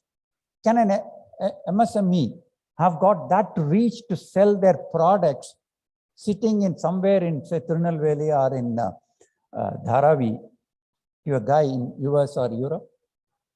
Platform provides that. Now, the reason why this happens is probably because of a couple of things. One is that the mobile and the digital world and the internet penetration. We cannot think of any new business without an internet, without a smartphone. That drives the business. Previously, you used to think, oh my God, it is IT, it is technology, so I won't go near that. But those things have changed. You have to embrace technology, you have to embrace smartphones, you have to embrace internet. Because the world is sitting on that. The same thing is true for India. Probably India is one of the fastest adopters of internet and mobile phones. See the volume of growth. Phenomenal. And it's continued to go into, this data which I picked up is January 2021, but probably it's maybe 20-25% more than what we are seeing on the screen today.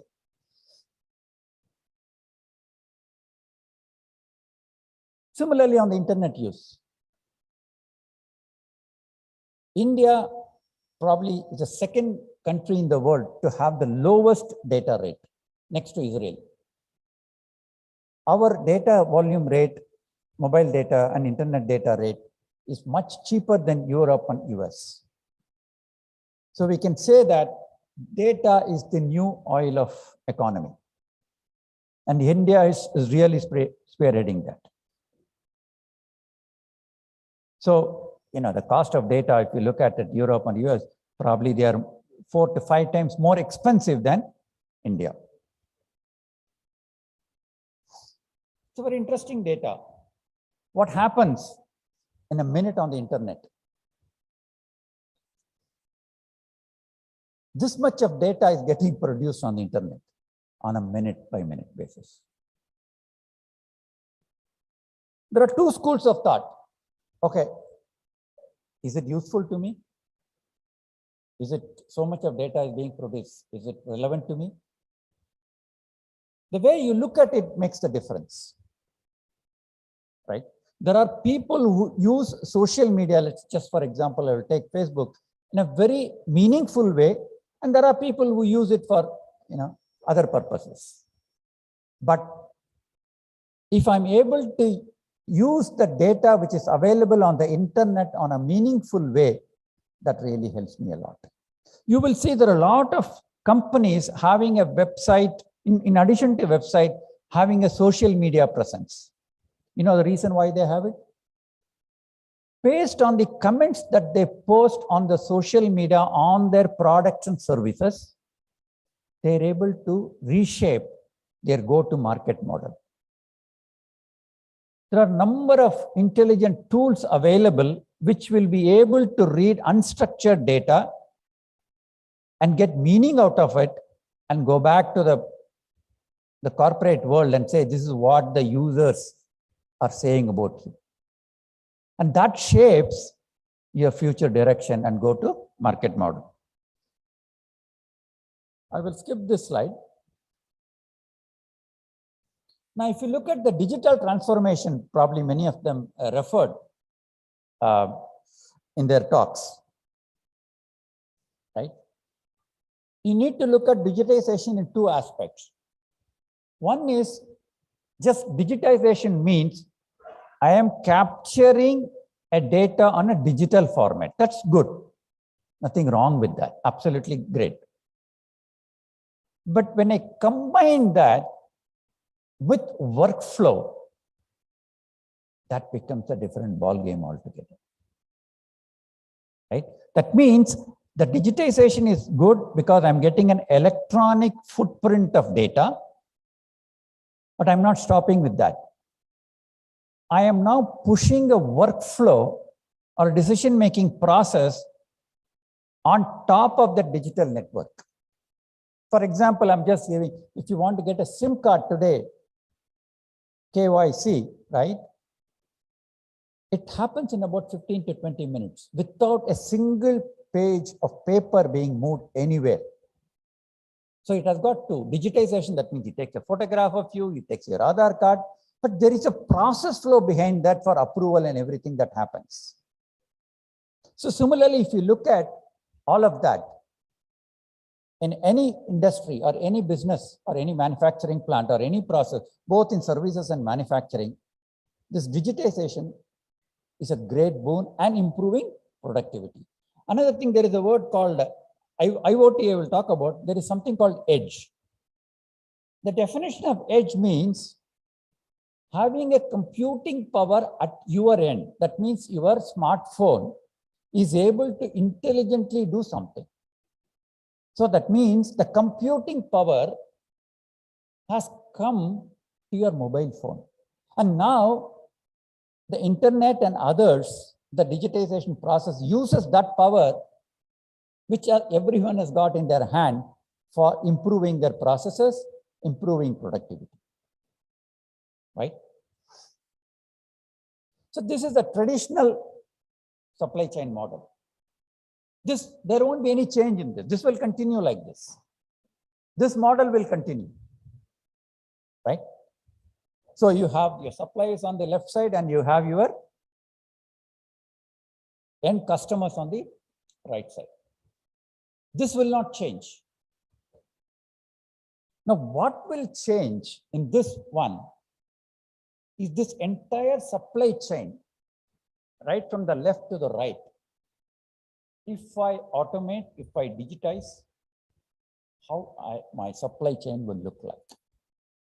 And this pandemic has provided a phenomenal insight into the digitization of supply chain. Probably 1 year back, we never heard the term called China plus one. Now we are hearing the term called China plus one. I really like people, like Ishwaran and others who create such acronyms or such punch words because they are from the consulting world. So China plus one is a model to prevent disruption of supply chain.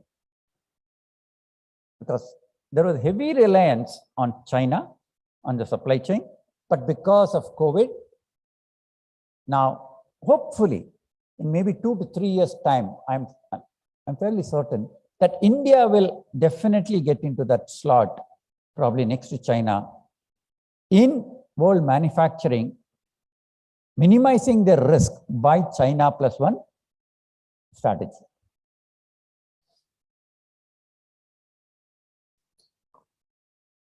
So now, as we probably, I think Captain Ajay Kumar said that probably next week or so, you're going to have a talk on Industry 4.0.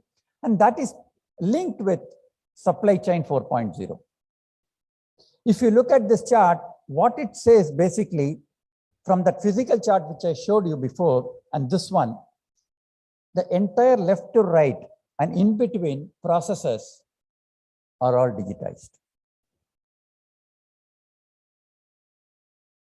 including the drones.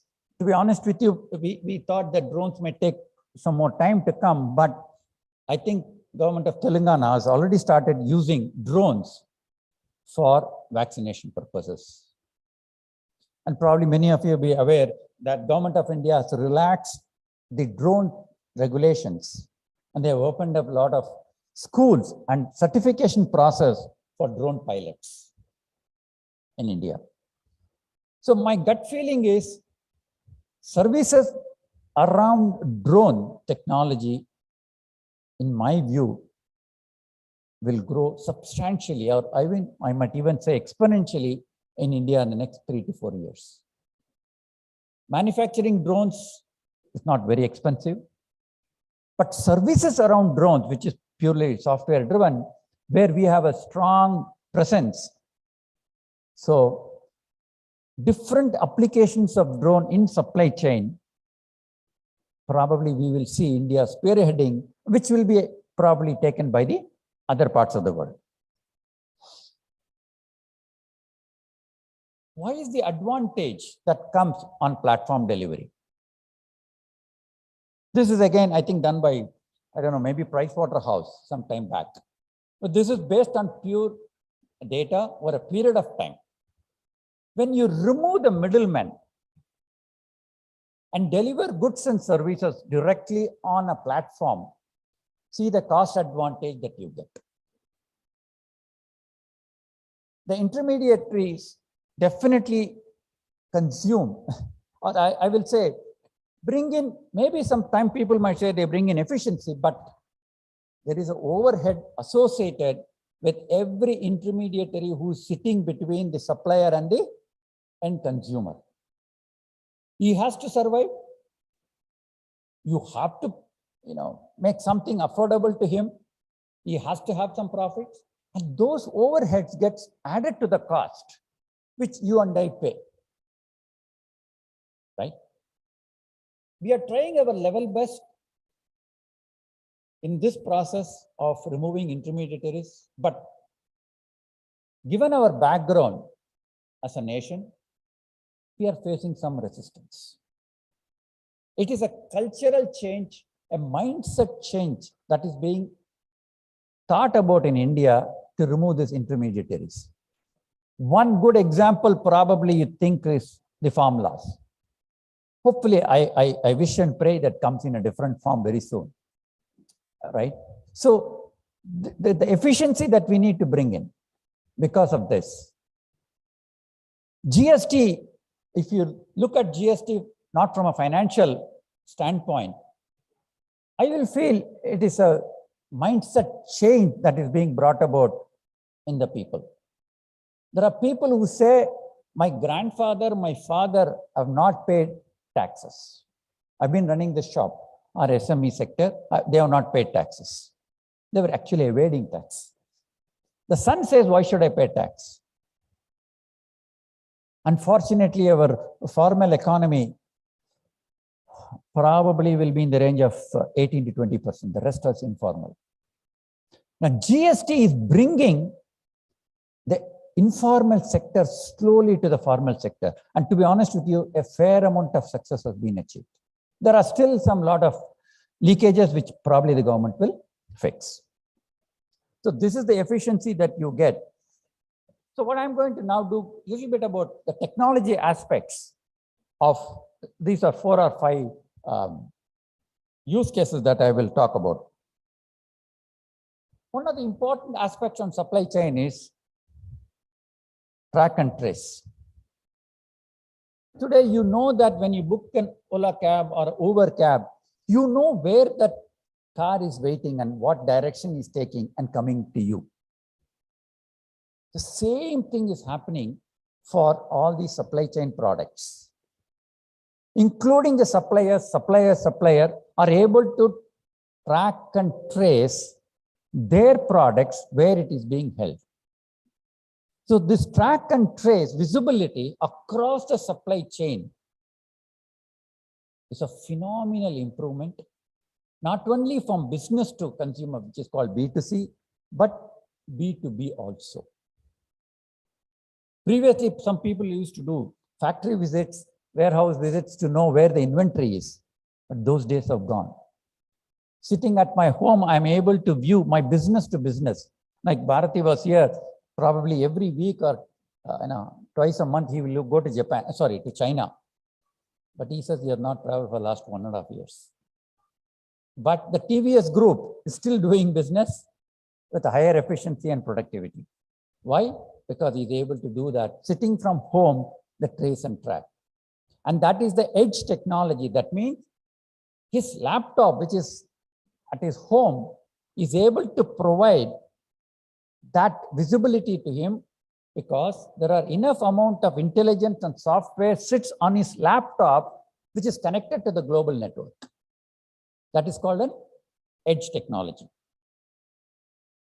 The other important aspects in this trace and track is the last mile problem, which is understandable and which is more so from an Indian context. People have said that last mile costs about 53% of the overall delivery cost, the last mile alone. And India has got a definite problem because of the poor infrastructure that we have on the last mile delivery. Now, the last mile delivery, again, as they say, necessity is the mother of invention. India has done fairly, I will say, innovative models on that last mile delivery. Many of you would have heard the term called gig economy or gig economy or gig workers. A gig worker is defined as an employee or a worker who can do multiple jobs on a given day. So we have capitalized on the gig workers who are contributing to the gig economy. Unfortunately, slowly it is getting formalized. They are being used for this last mile delivery. Now, what I'm doing is I'm doing a crowdsourcing of last mile deliveries. You can see that Swiggy's and Zomato's and other people, the riders, they have a smartphone. So I'm able to find out where they are and whether they are free and use them. Was it possible before? No, today it is possible. So I have a very loose contract with him, with gig workers. He delivers and he collects the payment. The other big advantage in gig working or in this type of is the visibility and the metrics. I'm able to find out what time he left, when did he reach the destination. And Indians have invented a fantastic model, which probably is very unique to us, is the OTP business. One-time password. There are services which come to your house. When he starts the service, just for I'm saying house cleaning, he puts an OTP to say that my work starts now. When he finishes the work, you have to close with another OTP. You know what the fantastic thing it does? It measures the productivity of every employee, how much time he took for cleaning this. So on a monthly basis, I can say A, B, C, what is his productivity? Because it is data driven from an endpoint. Right? And similarly, I can also make my payments. I'm not going to the fintech area. Probably India is a pioneer in fintech. We have beaten the Europeans and Americans hands down on the fintech technology. I'm talking, when I say fintech, means financial services done through internet. We are far ahead of any country. Maybe probably China might be very close to us. Right? So this type of advantages that I get in my last mile because of the, and one more thing, because of my mobility of my smartphones, because of the GPS connection. Many of you will know that when you are using Google Maps, it tells you the traffic congestion, 5 kilometers, 10 kilometers out. How does he do it? How does he know that from here I'm going to Tambaram, that there is a bottleneck, let's say at the airport? How does Google know that? The way Google does is this. He looks at all the mobile phone which has got the GPS connection, which has got the data connection. He looks at the density on that. And if the cars are not moving or the vehicle movement is not there, I know there is a traffic congestion. It's a phenomenal technology. And then what happens in logistics, I can do a rerouting of that person. I will tell him online, please avoid this route and take another alternate route. So online real-time traffic diversion. Similarly, there is another big challenge that is coming up on the increasing of e-commerce is the return. The return logistics is pretty expensive. You are returning the goods, right? So I need to keep track of the returns. That again is possible by this technology. I'll give you one example of what Snapdeal has done. Snapdeal has done one thing very unique. If for the last mile, he has got something like a DHL or somebody else, a third-party logistics to cover that. I will give one contract to a third-party logistics to cover my last mile. But Snapdeal did something very different. What he did was, he broke down that last mile and had multiple service providers to help him out. One more thing he did, based on the PIN code, which service provider is doing a great job. And then he contracted it. All I can do dynamically because I'm using software as a service in the cloud, and which is cheaper. So your technology, the usage of software has drastically come down because there are multiple users for the same software when it is hosted in the cloud. So the cost of ownership of services in the software is drastically coming down. So an SME, MSME sectors can afford to use technology, can afford to use software because the costs are coming down. Previously, they had never thought of it. Now, once you are aware of it, you can start using it. Now, AI, artificial intelligence, has got different connotations, right? Now, if you look at the way we behave as humans, that means I have a if I remove my memory, I'm useless. My memory is the one which helps me to function. That means my memory helps me to go back into my memory, to scan my memory and say, on this situation, what should I do? That means a very mundane example is that if I touch fire, it is hot. I should not touch it. My memory provides that. I have a sensor in my hand. Now, what did AI, machine learning, deep learning did was, can I mimic that on a machine? To be honest with you, fairly they are successful. I'm not saying 100% successful, they are fairly, reasonably successful on, basically on pattern recognitions. Another simple example, I will tell you how AI works. When you're going from place to A to B in Google Maps, it gives you a route, right? But assuming there is a bottleneck or there is some diversions, Google changes your route. This is a very simple use case of machine learning. That means I have not changed my program to give you a new route. What I changed is only data. That's a fundamental shift that has happened in machine learning. I did not change my program. The same Google Maps works. I changed my data. I said, this route has got some bottlenecks or temporarily stop, take another route. So I changed the data, my outcome is different. So this is the fundamental principle of machine learning. So the machine started learning on its own. based on the changes to the data. That happened because of we human beings have got all our 5 senses, but they did it with artificial sensors, right? So I will give you some examples of that. This is another important aspect in supply chain is demand driven supply chain.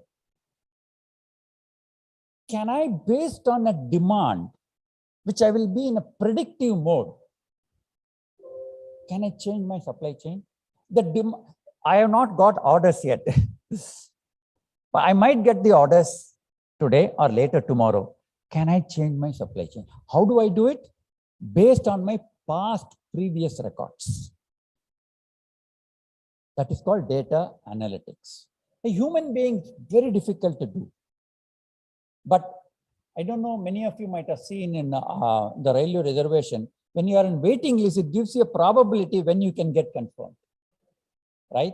That is purely based on data analytics, what data has been happened in the previous years, how I can give you an interpretation. Now, if I can able to make a decision based on that, it brings efficiency in my supply chain. For example, Dell. Dell looks at pre-configured laptops, desktops, and other things based on the demand, what has happened in this earlier week or earlier month or previous year, and starts configuring those laptops and ready to push them out. So in advance, he places orders. So that means basically based on demand, not based on what the orders are coming. So this is what the other thing is that Uberization has also happened. Good example, but I don't know, for some regulatory reason they have stopped. In Scandinavia country, what they did was this. There are a number of people commuting to office from their residence to office.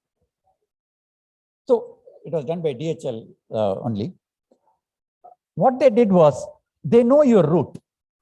So DHL has got a package to be delivered to somebody on the route that you're taking from office to from residence to office.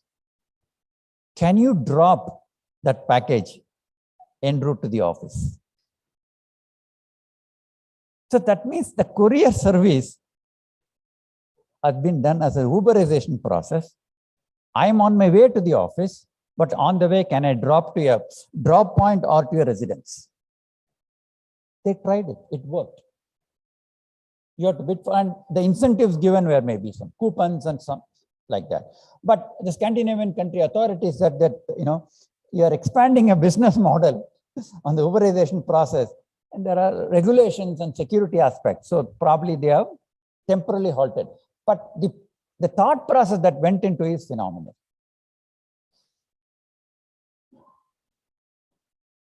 This is another fantastic example of parcel loading. On a conveyor belt, when goods come, parcels come of different shapes and size, how will I fit into the container? If I do it manually, I have to do multiple times for the optimum utilization of the volume of the container. But here, the system does it because, as he said, I can measure the volume, length and breadth, match it with the goods that is coming on the conveyor belt. This is, we talked about that. Probably this, many of you may be aware of it, the robots being helped in warehouse.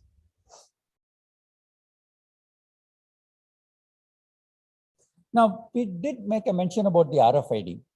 The RFID has got two components, passive and active. The active one is a little more expensive. Hopefully it will get, prices will go down. India will start adopting the active RFIDs. But the passive RFIDs probably is, less than 100 rupees or maybe even cheaper than that. I think that adoption of RFID on a passive note is substantially increasing, and they are getting the intelligence or the power based on the reader that you use on the RFID tags. But whereas an active RFID has got a power inbuilt, which that's why it is becoming a little more expensive. Most of the vehicles that are coming now, including India, have got a lot of intelligence. Sitting at whichever, you're owning a fleet of vehicles, I will be able to find out the performance of individual drivers and thereby looking at the fuel efficiency and his driving efficiency.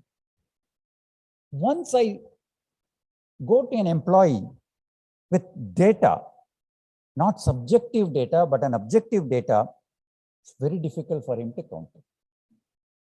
So productivity, efficiency, going up to the next level, if I drive it through productive data, not subjective data, objective data rather, it makes matters simple. So these type of automations are possible right now to look at the usage of vehicles, how many times I'm braking, how many times I'm in the right type of gears, in the right speed. That really tells you how the driver is. This is another use case where, this again used in India in the tractor equipment. It has got so much of intelligence that when I'm using the tractor on the field, I'm able to find out different seasonal parameters, environmental parameters when the tractor is being used, and that is being communicated to multiple sources, including the maintenance of the vehicle, the efficiency of the driver. Previously, it was not possible. But because of the mobile technology, because of the GPS, because of the internet, I am able to perform all these things.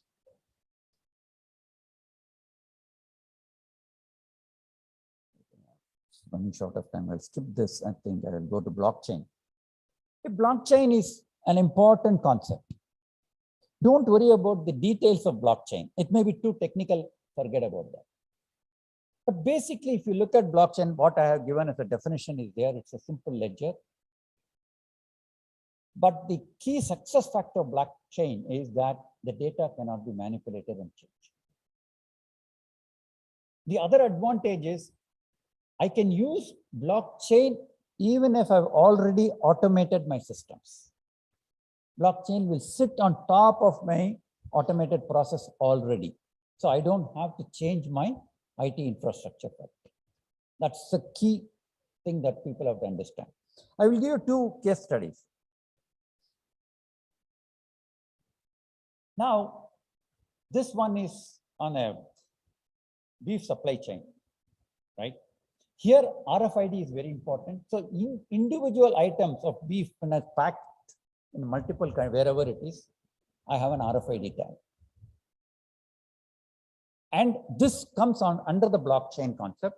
It moves from multiple purchaser, distributors, third-party logistics, retailer, it keeps going. Now, when it comes to the end customer, assuming that I have a problem on that product of beef, let's say it is infected.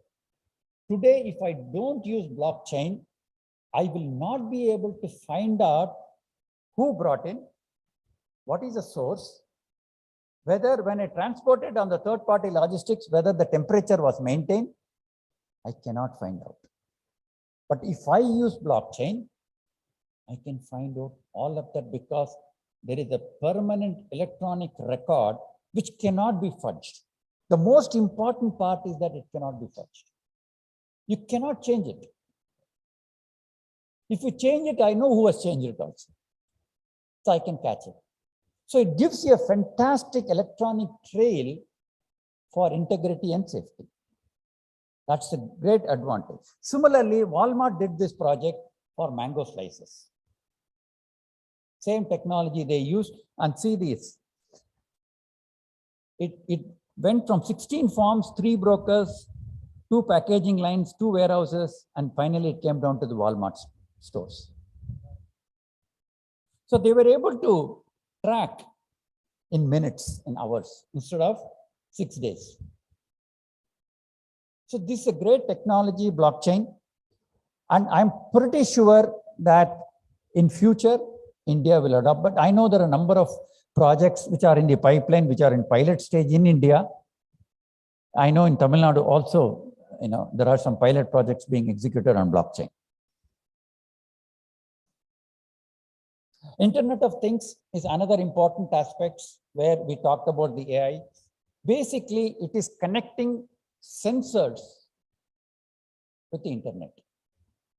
For example, each of these devices which you see in a house, if I have an IP address, that means I can address each of these components individually on the internet.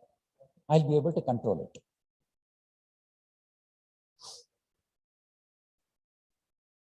Am I running? Okay, I will finish it off. Sorry. I know.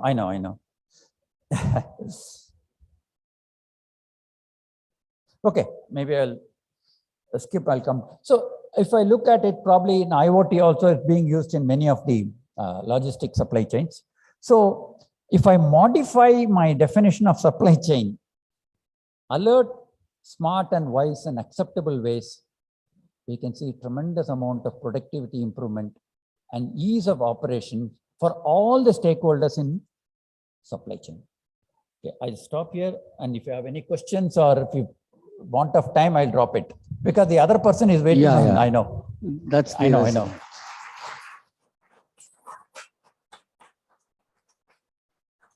Thank you, sir. I think I'll request the audience to interact with you offline. Yeah. And I'll, Mr. Nagaraju has joined in. Mr. Nagaraju, this is Group Captain Venkatraman from MMA. Am I audible, sir?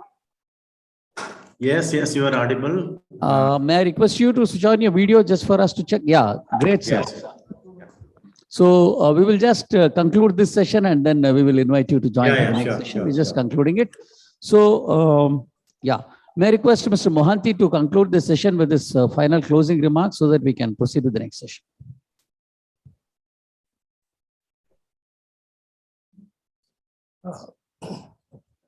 Thank you very much, Subbu sir. You have given a really enlightened us with the present and future of technology.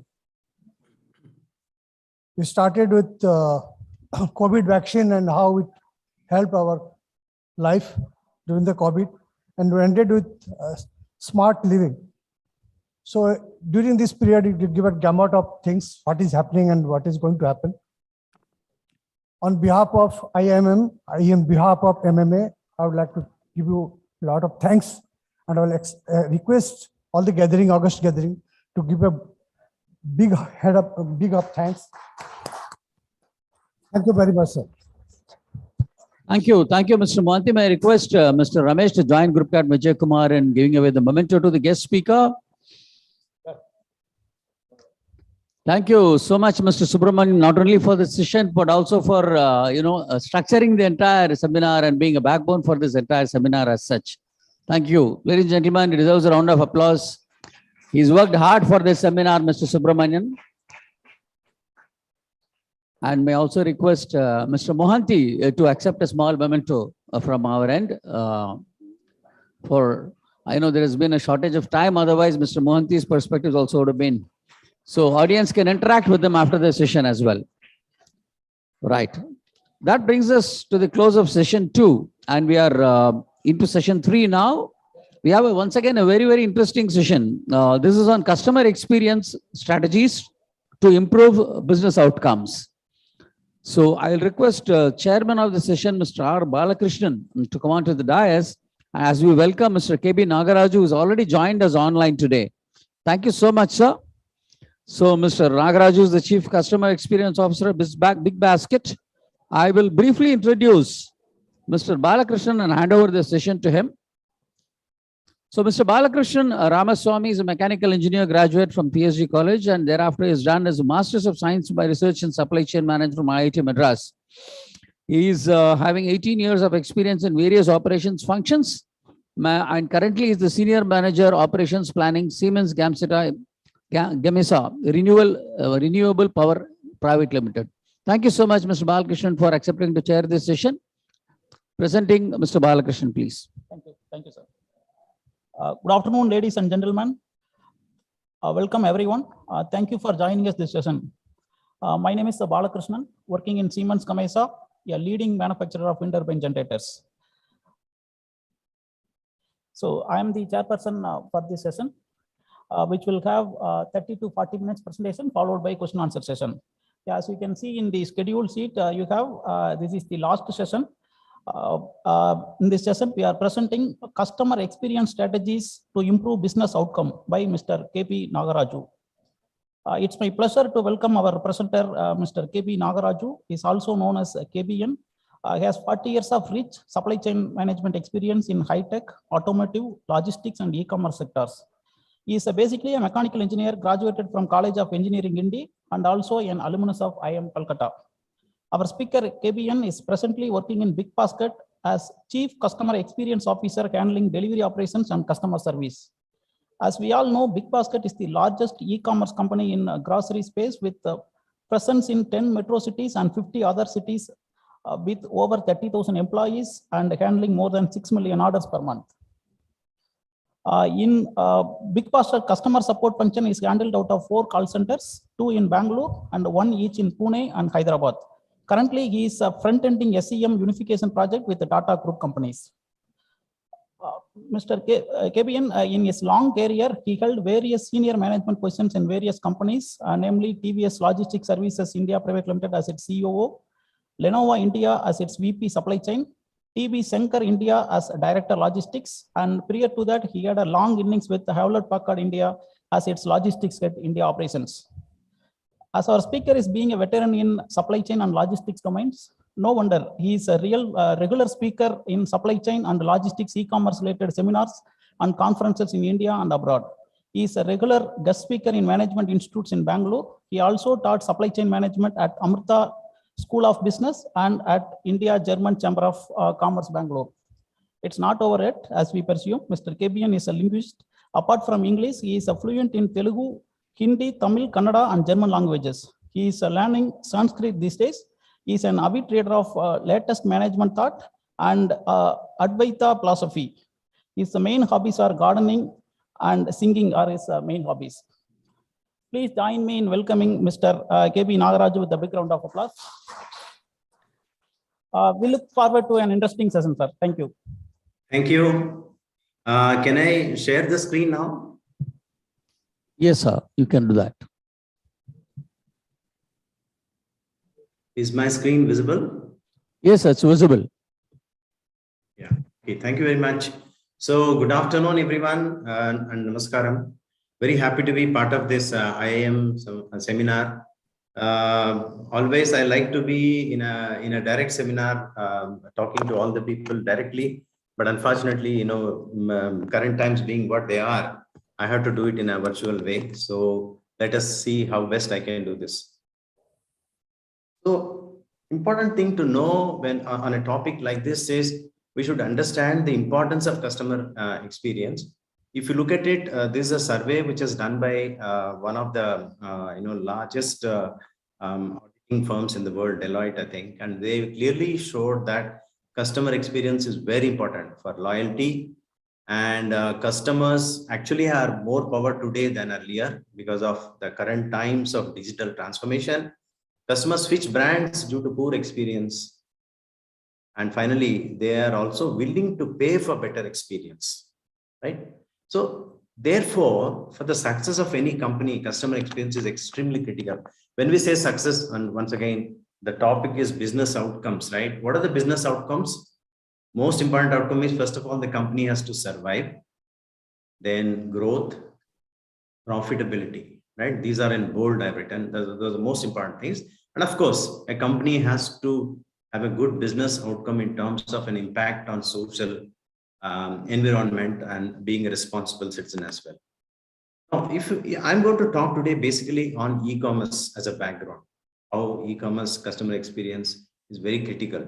If you know, e-commerce is a very challenging in its own way because demand gets created around the clock. There's nothing like opening hours. People can go and place an order anytime during the day, night, whatever time. And in general, online customer is more demanding. Customer expect multi or omni-channel experience. Sometimes they want to buy through store, through online. And even a fulfillment also, they may want it by different methods. Same day, next day is a very, very normal norm. And then, therefore, what happens is rest of the points I mentioned here are internal. Because of these challenges, customer orientation is extremely important. Process adherence is important. Coordinating between tech and non-tech is important, right? And there are also external challenges in any e-commerce or logistics operations like weather, funds, pandemic, and so on. So important thing therefore is how do you build the customer experience as part of your own strategy, right? Most important, for example, I've given here in Big Basket, we have a vision statement which clearly says we want to be recognized as the best company for customer experience. It is a stated vision statement. We don't want to be the biggest company in the world, or we don't want to be the most profitable company in the world. We actually want to be known as the most customer friendly. We also have one more secondary statement which says happy employees, happy suppliers, happy farmers lead to happy customers, right?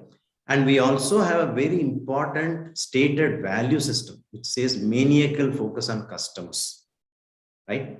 This is very important. And of course, the speed of action has to be there in every employee that we try to recruit. Most important thing in any customer experience is the starting point. Starting point is you have to first understand the customers. For example, in our case, Big Basket, the grocery delivery involves trust, because the customer is trusting me to deliver quality products, fresh products, products on time, and products which are available with good quality and so on, good range and all that. So to build these expectations of customers, you need to have a supply chain which is taking feedback from customers in real time. You need to leverage technology. And of course, the entire operation has to be based on metrics. Big Basket, a snapshot.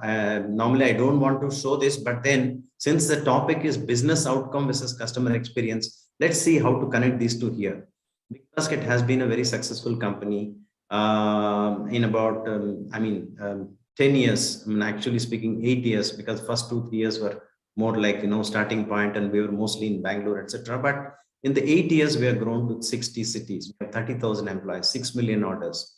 So very clearly a good business outcome, as one can always say, because we are also becoming profitable. But the main key point behind this is this was possible only because of focus on customer experience. When you say customer experience, if I have to really bring it down to metrics level, it's actually a high fill rate. If a customer is placing an order, I'm able to deliver it 99.5% of the time. And how many SKUs I have? If you see here, 50,000 products. 50,000 products, 99.5% fill rate is what is resulting in a business outcome. Similarly, OTD is on-time delivery, 99%. Customer complaints are less than 2%. These are all industry-leading metrics, as good as anywhere in the world, actually. That has resulted in a great business outcome for big. I will also say one more thing. The key, how do you build business, right? It is a very thought out process in our planning and process. Whether it is technology or a deep supply chain or a backward integration, capacity planning, people process, and everywhere, including analytics, you have to make sure that you are building the customer experience. Let's see how it quickly. Customer experience in e-commerce operation actually happens to two ways. One is prior to the purchase. Second thing is post-purchase. Prior to the purchase is product selection, search, pricing, promotions, product availability, product content, how you are explaining the product with good visuals, videos, ease of ordering on the website or app, delivery options available, payment options available, order confirmation messages, and so on. So these are all until the point customer is placing the order. But if you really look at it, this requires deep knowledge of the customer, starting from product selection. Same products which are sold in Chennai won't sell in Mumbai, especially grocery, right? Eating habits are different. So assortment picking up for each and every city is an important knowledge that we need to have. Competitive positioning, who are the customers? Who are the competitors? Local kiranas, organized retail, supermarkets, and other competitors like Amazon or Flipkart and so on. You need to know everything. Build it into these pre-purchase things. SCM is most important thing. Obviously, it's a retail company. Any retail company can be successful only if you have a great supply chain, right? And of course, the technology. Now, when we go to post-purchase, important thing, once an order has been placed, Customer would like to know where is the order. You need to have good order tracking, shipment on time, delivery process also, quality, how do you build in, cancellation process, returns, replacements, and refunds, customer support, including self-help and loyalty schemes. Even in a post-purchase also, once again, what and how, if you look at it, key thing is SCM. Of course, here when you say SCM, more of logistics, the piece of last mile delivery is important. Technology is, of course, always important. And customer support is very key. Now, let's go into some of these elements on how Big Basket has built all this. In Big Basket, actually, we have the supply sources from farmers, FMCG brands, and manufacturers. Now, these we deliver to customers in two ways. One is slotted deliveries. We give for regular consumption items. People place large orders beginning of the month and so on. We also have a subscription delivery. Every day we deliver milk, and along with milk, we also deliver some other products, whichever customer may want, which the customer can order up to 10 p.m. in the night. We are able to deliver next day. That means you need to decide how we are going to approach the customer and what kind of promises you are making. This is the first starting point. Then, of course, the entire stack of technology platform is available to make it as an integrated, tech stack, whether it is a suppliers and farmers management, warehouse automation, last mile delivery. We use a delivery app in which algorithm gives a route planning to the delivery boy. GPS tracking is available while he's delivering, and ETAs are continuously updated to the customer as and when he is delivering multiple orders. And of course, finally, the customer interface in the app is very important. How you are able to personalize everything. Let me talk a little bit about the Farmers Connect that we have, because this is a very important part of our strategy to give customer delight, great customer experience. We have 20,000 acres under partnership with 10,000 farmers, from where we directly source our fruits and vegetables, and we are able to supply to them using collection centers and cold supply chain to our end customers. In most of the days, we are able to do within a day. That means if the product is plucked in a farm nearer to Bangalore, which is 100 kilometers away, it is able to reach our warehouse. And if a customer is able to place an order on 12 noon or before or later, we are able to deliver it in the same day. That means farm to fork in less than a working day is what we are looking at, right? And we also have other policies, like we pay the farmers on time using Government of India Jan Dhan Yojana. RTGS payments are done to farmers within 48 hours of their supply. Private labels are very important. Any of you who are in retail, you know that private labels help the manufacturer to control the quality, get sufficient volumes as you're scaling up, and you are able to gain better margins, because one is, of course, you buy from all the brands which are available in the market, like Hindustan Levers, ITC, Dabur, and so on and so forth. But if you have your own brands, you are able to have better margins. Better margins help you to offer better customer experience. Similarly, inventory management on the supply chain is very, very important. I talked about the fill rate, right? Fill rate is 99% at Big Basket, and OOS is out of stock, right? Please look at the green table at the bottom where I'm showing the cursor. For top 100, 500 items in any of our dark stores, less than 1% is out of stock. It's all the items are mostly available, and we are able to deliver a high fill rate. And that is enabled by a great inventory management practices. I don't want to go through all the things which are written there on the top, but one can always, these are the best practices that we do. Now, this also helps employees. If you have a great inventory management, even the people who are working in the employees are also in an IT-enabled environment, they will be happy employees. And even the suppliers also will have better predictability on how they're getting paid and less amount of reconciliation and so on and so forth. User-friendly website and mobile app, this is no-brainer. All of you, I'm sure everybody is buying online these days. And therefore, you need to have the website and the app, which is most user-friendly. But in the case of Big Basket, we have some really good features. Like if you go to the app, there is something called as a smart basket, which help you to quickly repeat the last time whatever you ordered. it has a complete list of what you have ordered in the last 1 quarter, a single page, so that you don't need to search an order every time. Because a smart basket helps, because in any normal family, you don't order more than 200 items, 200 SKUs in a 1 quarter, including personal care, home care, food items, non-food items, everything put together. So you don't need to browse through the entire 50,000 items I have on the app. You can quickly go and repeat the order so that it helps you to place an order very, very fast. Similarly, same thing on the search. If some item is not available, we just don't show out of stock. We also show similar products. This is again a good point in customer experience. Customer experience also built into the process, the way we pick the items, error-free, the way we close our crates with lids and seals so that there is no pilferage en route. And we also used frozen, ice pads for chilled frozen items like ice creams, frozen meat, and so on. Delivery process also, the delivery person goes in a uniform. He's actually called as customer experience executive. I mean, this is something I want you to know. For the last 9 years, we are always calling our delivery boys as customer experience executive, because that is where the customer experience is actually delivered. How well he's prepared. He's carrying a smartphone. He's carrying also the device to swipe the card if needed. And he has the social etiquette well trained so that he behaves in a proper way, because most of the times he might be delivering to a woman in the house and so on. And he also handles all the payment modes, cards, coupons, online, everything. And he also handles the returns, return also. If some customer wants to return some fruits or vegetable or any other item, he can also handle immediately return on his delivery app. Customer support is important. In Big Basket, we don't have an IVR. IVR is painful, especially when you are going to place an order for food. You don't want to go through some multiple levels of IVR and remember which option to press, etc.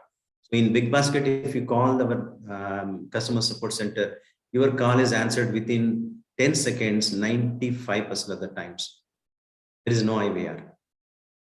That's a policy. We have taken a policy. That the company policy is not to have an IVR.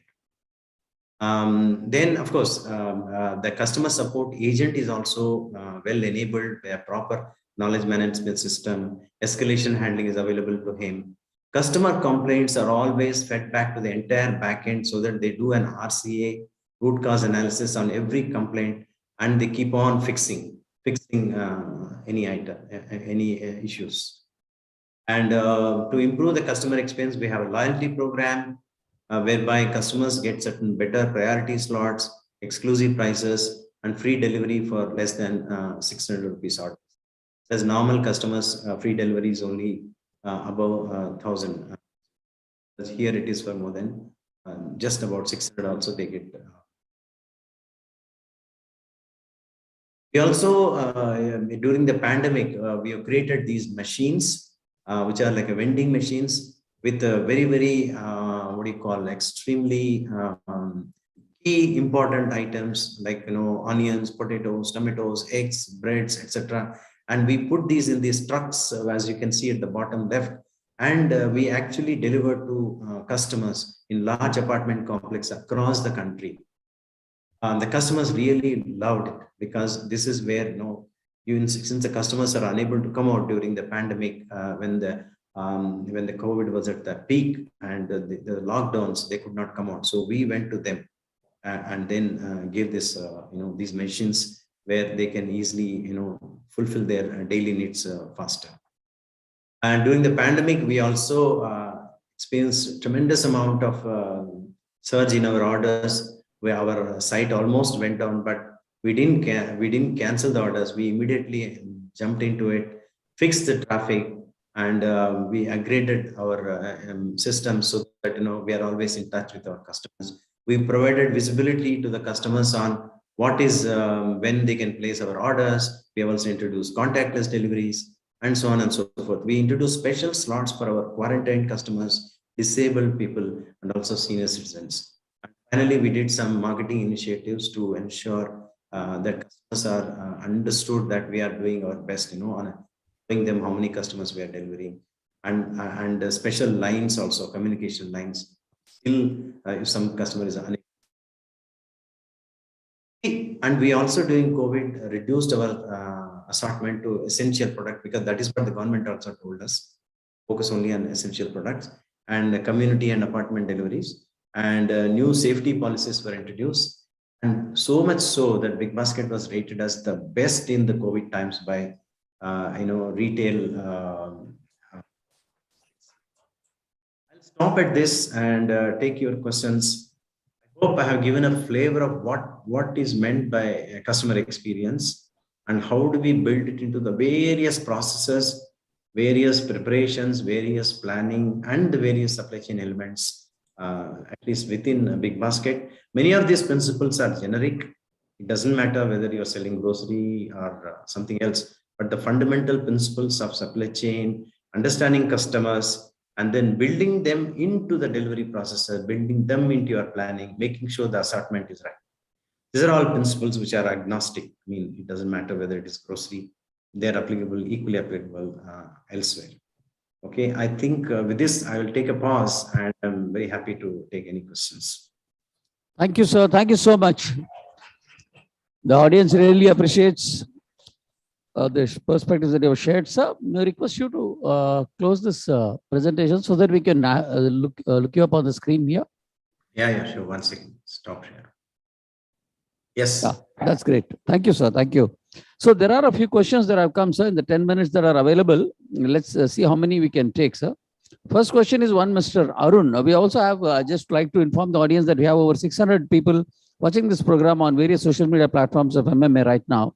And one of the questions that has come from one Mr. Arun from Bengaluru. He wants to know, you made in your presentation, you mentioned about the produce directly sourced from the farmers. So he wants to know how much difference would this farm laws would have made if it came through. Since you're already doing this, would it have actually improved your operations or how it would have helped? Then what is it, sir? Farm laws. What is it? Yeah. So this is implying to the farm laws which have been now taken back. So in that farm laws, it was mentioned that the farmers can directly sell their produce to corporate customers. Yes. It appears that you're already doing that, directly procuring from the farmers. Yeah. So how much of a difference has it made that the farm laws have now been scrapped or whatever? In case it came through, would it have improved your operations any bit? Not really, because see, I think farm laws were more related to staples and food grains and those kind of things. In fruits and vegetables, the entire market operates through mandis and others, right? In every, and there is also a separate law called APMC, right? Agricultural Produce Marketing. So the farm laws really did not create any it did not create any impact in terms of whether when it came and also when it was scrapped. See, what we did was that we actually went closer to the customers. We explained closer to the farmers and explained that they can, we actually created collection centers closer to their farm in clusters across the country, where we took, their produce every day from their farm gates. And then the kind of things that we did was we made sure that the weighing is proper using electronic weighing, and their payments are done faster. And we also ensured that there is no disputes on quality, meaning we try to ensure that we teach them also what is the right quality, and we also grade them while taking itself. So some of these things have helped to the farmers themselves to attach to us directly, rather than selling it to the intermediaries who will go and once again sell in the large vegetable markets across the country, nearer to the cities. So the farm laws, to answer, farm laws, when they came itself did not affect us, and when it was scrapped also did not really affect us. And we are continuing to have more and more fruits and vegetable farmers trying to sign up with us. Thank you. Thank you, sir. Thank you so much. Mr. Vishwanathan wants to know, the e-commerce platforms like Big Basket provide good quality cartons and other carrying material for the goods to reduce consumption of these cartons and to promote circular economy. Is it possible to incentivize the return of cartons by the customers, or do you have any such plans? Excellent question. We already have policy in which, in fact, if any of you have received Big Basket shipments, There is some other areas where we use cartons are basically recyclable cartons for packing fruits and oranges and so on, especially bananas and all that, because they get damaged otherwise. So there is if you see, there is a statement there saying that they can return that carton back to the delivery boy in their next when the delivery boy is coming next time, or at the time of delivery itself, you can take out the fruits and give the carton back, and the delivery boy is expected to take it back. So we have already thought about it about 2-3 years ago, and we have implemented it, but it has gone through a little slow these days because people are worried about contactless, and then they don't want to touch it or return back, and the delivery boys were also afraid to take something back, etc. So during the COVID, it went a little slow, but otherwise we have a very clear policy on returning or taking back all the cartons from our customers and recycling them. Thank you, sir. Mr. Karthikeyan is here. He's asked a question. Is there any difference that your company follows in handling B2B customer experience over B2C customer experience? Very good. I focused in my presentation mostly on B2C. Yes, I mean, fundamentally, B2B and B2C are different. B2C, the entire, you have to focus on the range, and you have to focus on how you deliver in time, etc. Whereas when it comes to B2B, if you are going to supply to kiranas and other big players or hotels or caterers and so on, the customer experience metrics are slightly different. It may not be, for example, on-time delivery within a slot may not be such a big thing, because most of the supplies happen either early in the morning or late in the night, right, to all the B2B customers. So it is all known processes. They require bigger sizes, for example, and they require every local kirana or something require a very specific assortment which is suitable for his area. So you should be able to curate the right assortment for those. And most importantly, kiranas would like to make margins. So we should not squeeze them on margins. So we have to be reasonable in our margin expectations, so that we don't do this. So yes, the policies are different, pack sizes are different, and our entire delivery mechanism is also different for B2B. Thank you, sir. Thank you. That I think has answered the question pretty well. Miss Priya, she's a student. She has sent in a question asking, sir, how are you using technology to connect with the farmers and procure the produce from the source? Very good. Very good question. Once again, I mean, I really appreciate the question. See, what we do is we do two things. Okay, we have one app which is given. I mean, it's a slightly technical app which is given to one what we call as agri support person. There is a person who is taken from the agricultural colleges, and we place them in each of the collection centers. We have something like 60 collection centers across the country.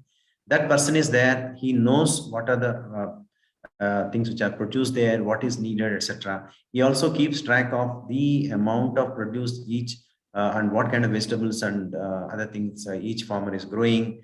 He knows the frequency, and he also gives tips to the farmers on what they should be doing in terms of. He also helps them to get all the government benefits. I mean, whether it is organic fertilizers or any other things, I mean, good seeds, etc., where to get, how to get, etc. So there is an app available. We have enabled it so that we are able to get we are able to monitor it, that he also doing a good job and farmers are also getting benefit. Second thing is we also have a farmer app. For each of the farmers, we have trained them to look into their own data, that how much they are supplying, how much payments they are getting, so that there is complete transparency in the way we are dealing with them. Right. So it also helps them to keep track of some of their own personal affairs, because we have designed it in such a way, because they are all at the bottom of the pyramid. They are many times they may not know what to do for their own personal things, bank accounts, insurance, etc., number of family members. So we have created an app which has got a personal page where he can keep track of some of his own personal things, plus also what kind of supplies he is doing to Big Basket, how much of money he is getting, how much is spending, etc. So therefore we are, it's called Farmer Connect. The app is called Farmer Connect.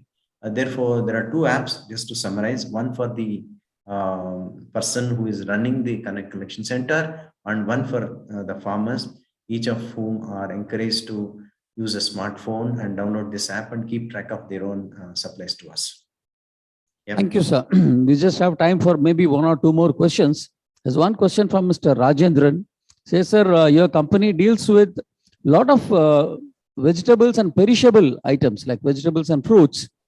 So how do you plan your supplies in such a manner that there is very little of these perishable goods that's actually gets wasted? And how do you also dispose these wasted items? Yeah, it's actually a big subject. Perishability is a big problem and big subject as well. I do agree that there is a dump which happens. So, I mean, the only ways to protect is from the beginning. As I already said, we do grading at the time of collection centers. We make sure that we are only picking up good produce, and we make sure, I don't know if somebody has seen the visuals carefully. We also ensure that each of the fruits and vegetables is kept in a crate or a carton which is suitable for that fruit or vegetable, so that there is minimum damage while it is being transported to the city. Third thing is, wherever needed, we use cold chain. And finally, at the end of the day, if the customer demand does not match with the supply which is come to the warehouse every day, end of the day, there will be certain amount of material which will perish, because you cannot do beyond 2 days. I can't keep, for example, coriander or leaves or any of these leafy vegetables. We cannot keep for more than 2 days. Even if it is in an air can also, it will perish, right? So there is certain amount of dump which happens. So lot of algorithms are being built using AI and ML to ensure that our demand forecasting for fruits and vegetables is very accurate, so that we actually get only right quantities and we don't waste. But having said, up to 5% perishability is pretty common in fruits and vegetables.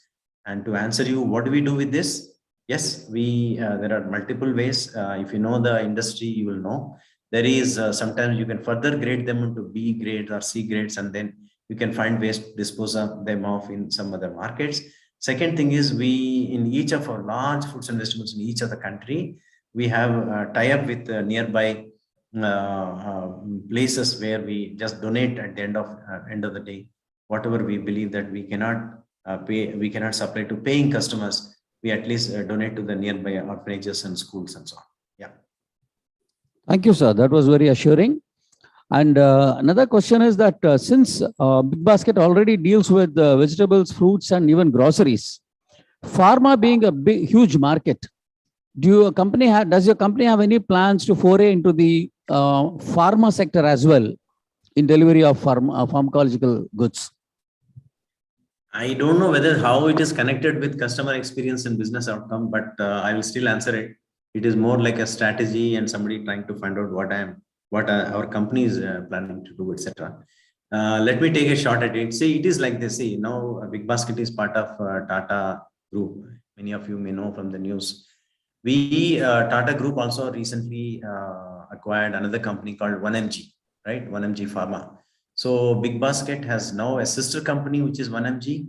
So Big Basket by itself need not get into pharma by itself, but we are trying to work with our sister company 1mg to see what kind of supply chain unification that is possible. In fact, some of those things I'm personally front-ending, so that overall as a customer can benefit, meaning customer when he's placing orders for Big Basket items, possibly he can also think of placing some orders for medicines, and those can be delivered together so that the supply chain costs can be reduced. No, those are some of the things we are looking at it, but Big Basket per se may not be getting into pharmacy. Okay. Thank you, sir. I think we'll just take this last question, which is a little different and tricky. You may like to answer it or leave it, sir. This is from Mr. VVK Swami. And yeah, he's actually given this question. He says, sir, India's forte is spirituality. How do you feel Indian market can capitalize on improving customer experience through spirituality?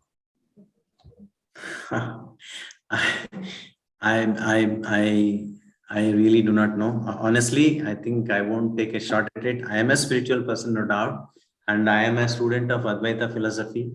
But these are all, some of these things are very personal, and I'm more than happy to discuss with Mr. Swami separately on what we can, explore and think about it. So I'm not going to answer it publicly. Yeah.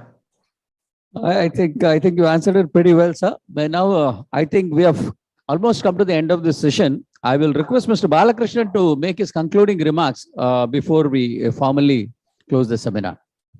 Thank you. So you kindly stay on, sir. We just have a few more things to do. Yeah. Thank you, Mr. KBN, for an enlightening presentation about BigBasket and also BigBasket e-commerce business and success stories.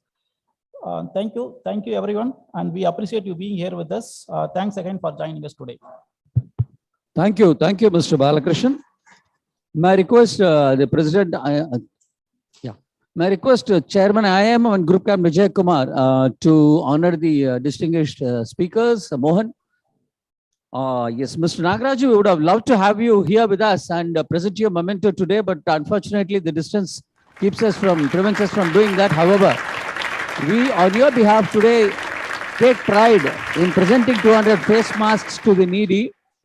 And we look forward to your presence next time when you're here to collect the memento. Thank you very much. Thank you very much. I really appreciate this gesture, and this is wonderful. Thank you, sir. So we go around, our team goes around and distributes these face masks and vaccines and some grocery material to the needy in and around our neighborhood here. And thank you, Mr. Balakrishnan, for accepting this small memento on behalf of Indian Instrumentals Management and MMA. May now finally call upon Group Captain Vijay Kumar, Executive Director MMA, to make the concluding remarks and also propose the formal vote of thanks. Good afternoon, ladies and gentlemen. I think we are come to the end. Only I am there between you and the good lunch. I got 3 more minutes because MMA and I am believe in time. 1:15, we want to give you a lunch. You will be having your lunch at 1:15. But let me formally thank all the viewers watching the program live on all our social media portals. There is YouTube, Twitter, Facebook, and also our webinar live. And I'm happy to tell you more than 975 people are watching this program today live in the YouTube, Facebook, and also our webinar is over 600. Thanks to you are the thing. And I know over a period next few days, very, very large number watch our deferred viewing. And let me thank from the inaugural session, we had some outstanding insights shared by Mr. Subramaniam from DHL, gave worldwide perspective. Mr. Arunachalam gave us the perspective on what is China, how you have to benchmark ourselves with China, where he gave something where the airport which he landed, he thought, where is the other flight? He said, this is exclusively for his company. So that is the thing, what you should be benchmarking ourselves. Then Mr. Ishwaran from Deloitte gave us all the insights on what's happening in the public policy and how the various regulations which can help supply chain. Thereafter, our own Mr. Subramaniam, who is actually conceptualized and put together the entire sessions, he shared. Because 45 minutes is not enough for him, because the man who really invented and who conceptualized all the reservation, what you're all using today in railways, he is the one who actually put for that. Here is a big round of applause. The reservation system of thing was conceptualized by him. And technology is one, I think you can keep talking on this. But he gave a great insights on various technology which is available for supply chain, especially the students, youngsters, to really know what is supply chain in terms of technology, blockchain, IoT. Because today, if you're not aware of all these things, I think you are left way behind. And at least personally, I'll go walk miles to listen to Mr. Subramaniam. Thank you so much. Nagaraju for joining us from Bangalore, sharing his insight. BigBasket is the one always the thoughts of many, because they are the one who came to the rescue during the pandemic. And today I know many of us, including me, we use BigBasket, get big fans, get very good stuff. And you have patiently answered or respond to all your questions. Thank you so much, sir. We look forward to seeing you in MMA when you visit next time. Chennai. Sure, sir. Thank you. Thank you. And, sure, I will visit. Yeah, my sincere thanks to the entire team from Indian Instrumental Management, the president, Ramesh, and other team members who sat together till the end, and also this great source of encouragement. And joining MMA, presenting a great conclave this afternoon, because the subject which is really, really required to be discussed and shared with a large number of people. I'm quite sure your insight and knowledge will be beneficial to large number of viewers watching this program. Thank you so much, and please join us for lunch. And thanks to MC, very ably handling the time. Our Venkat, my team MMA, who have been managing the audio visuals and other system flawlessly without anything, and Ilango, and also from Live IBC, my team from MMA, Sundar, all other who have really put in a lot of effort to make sure that you are very well taken care of so that you go back with not only from good thoughts you carry from here, good feelings you carry from here. Thanks so much, and please join us for lunch. Before that, may I request you all to raise for the national anthem, please.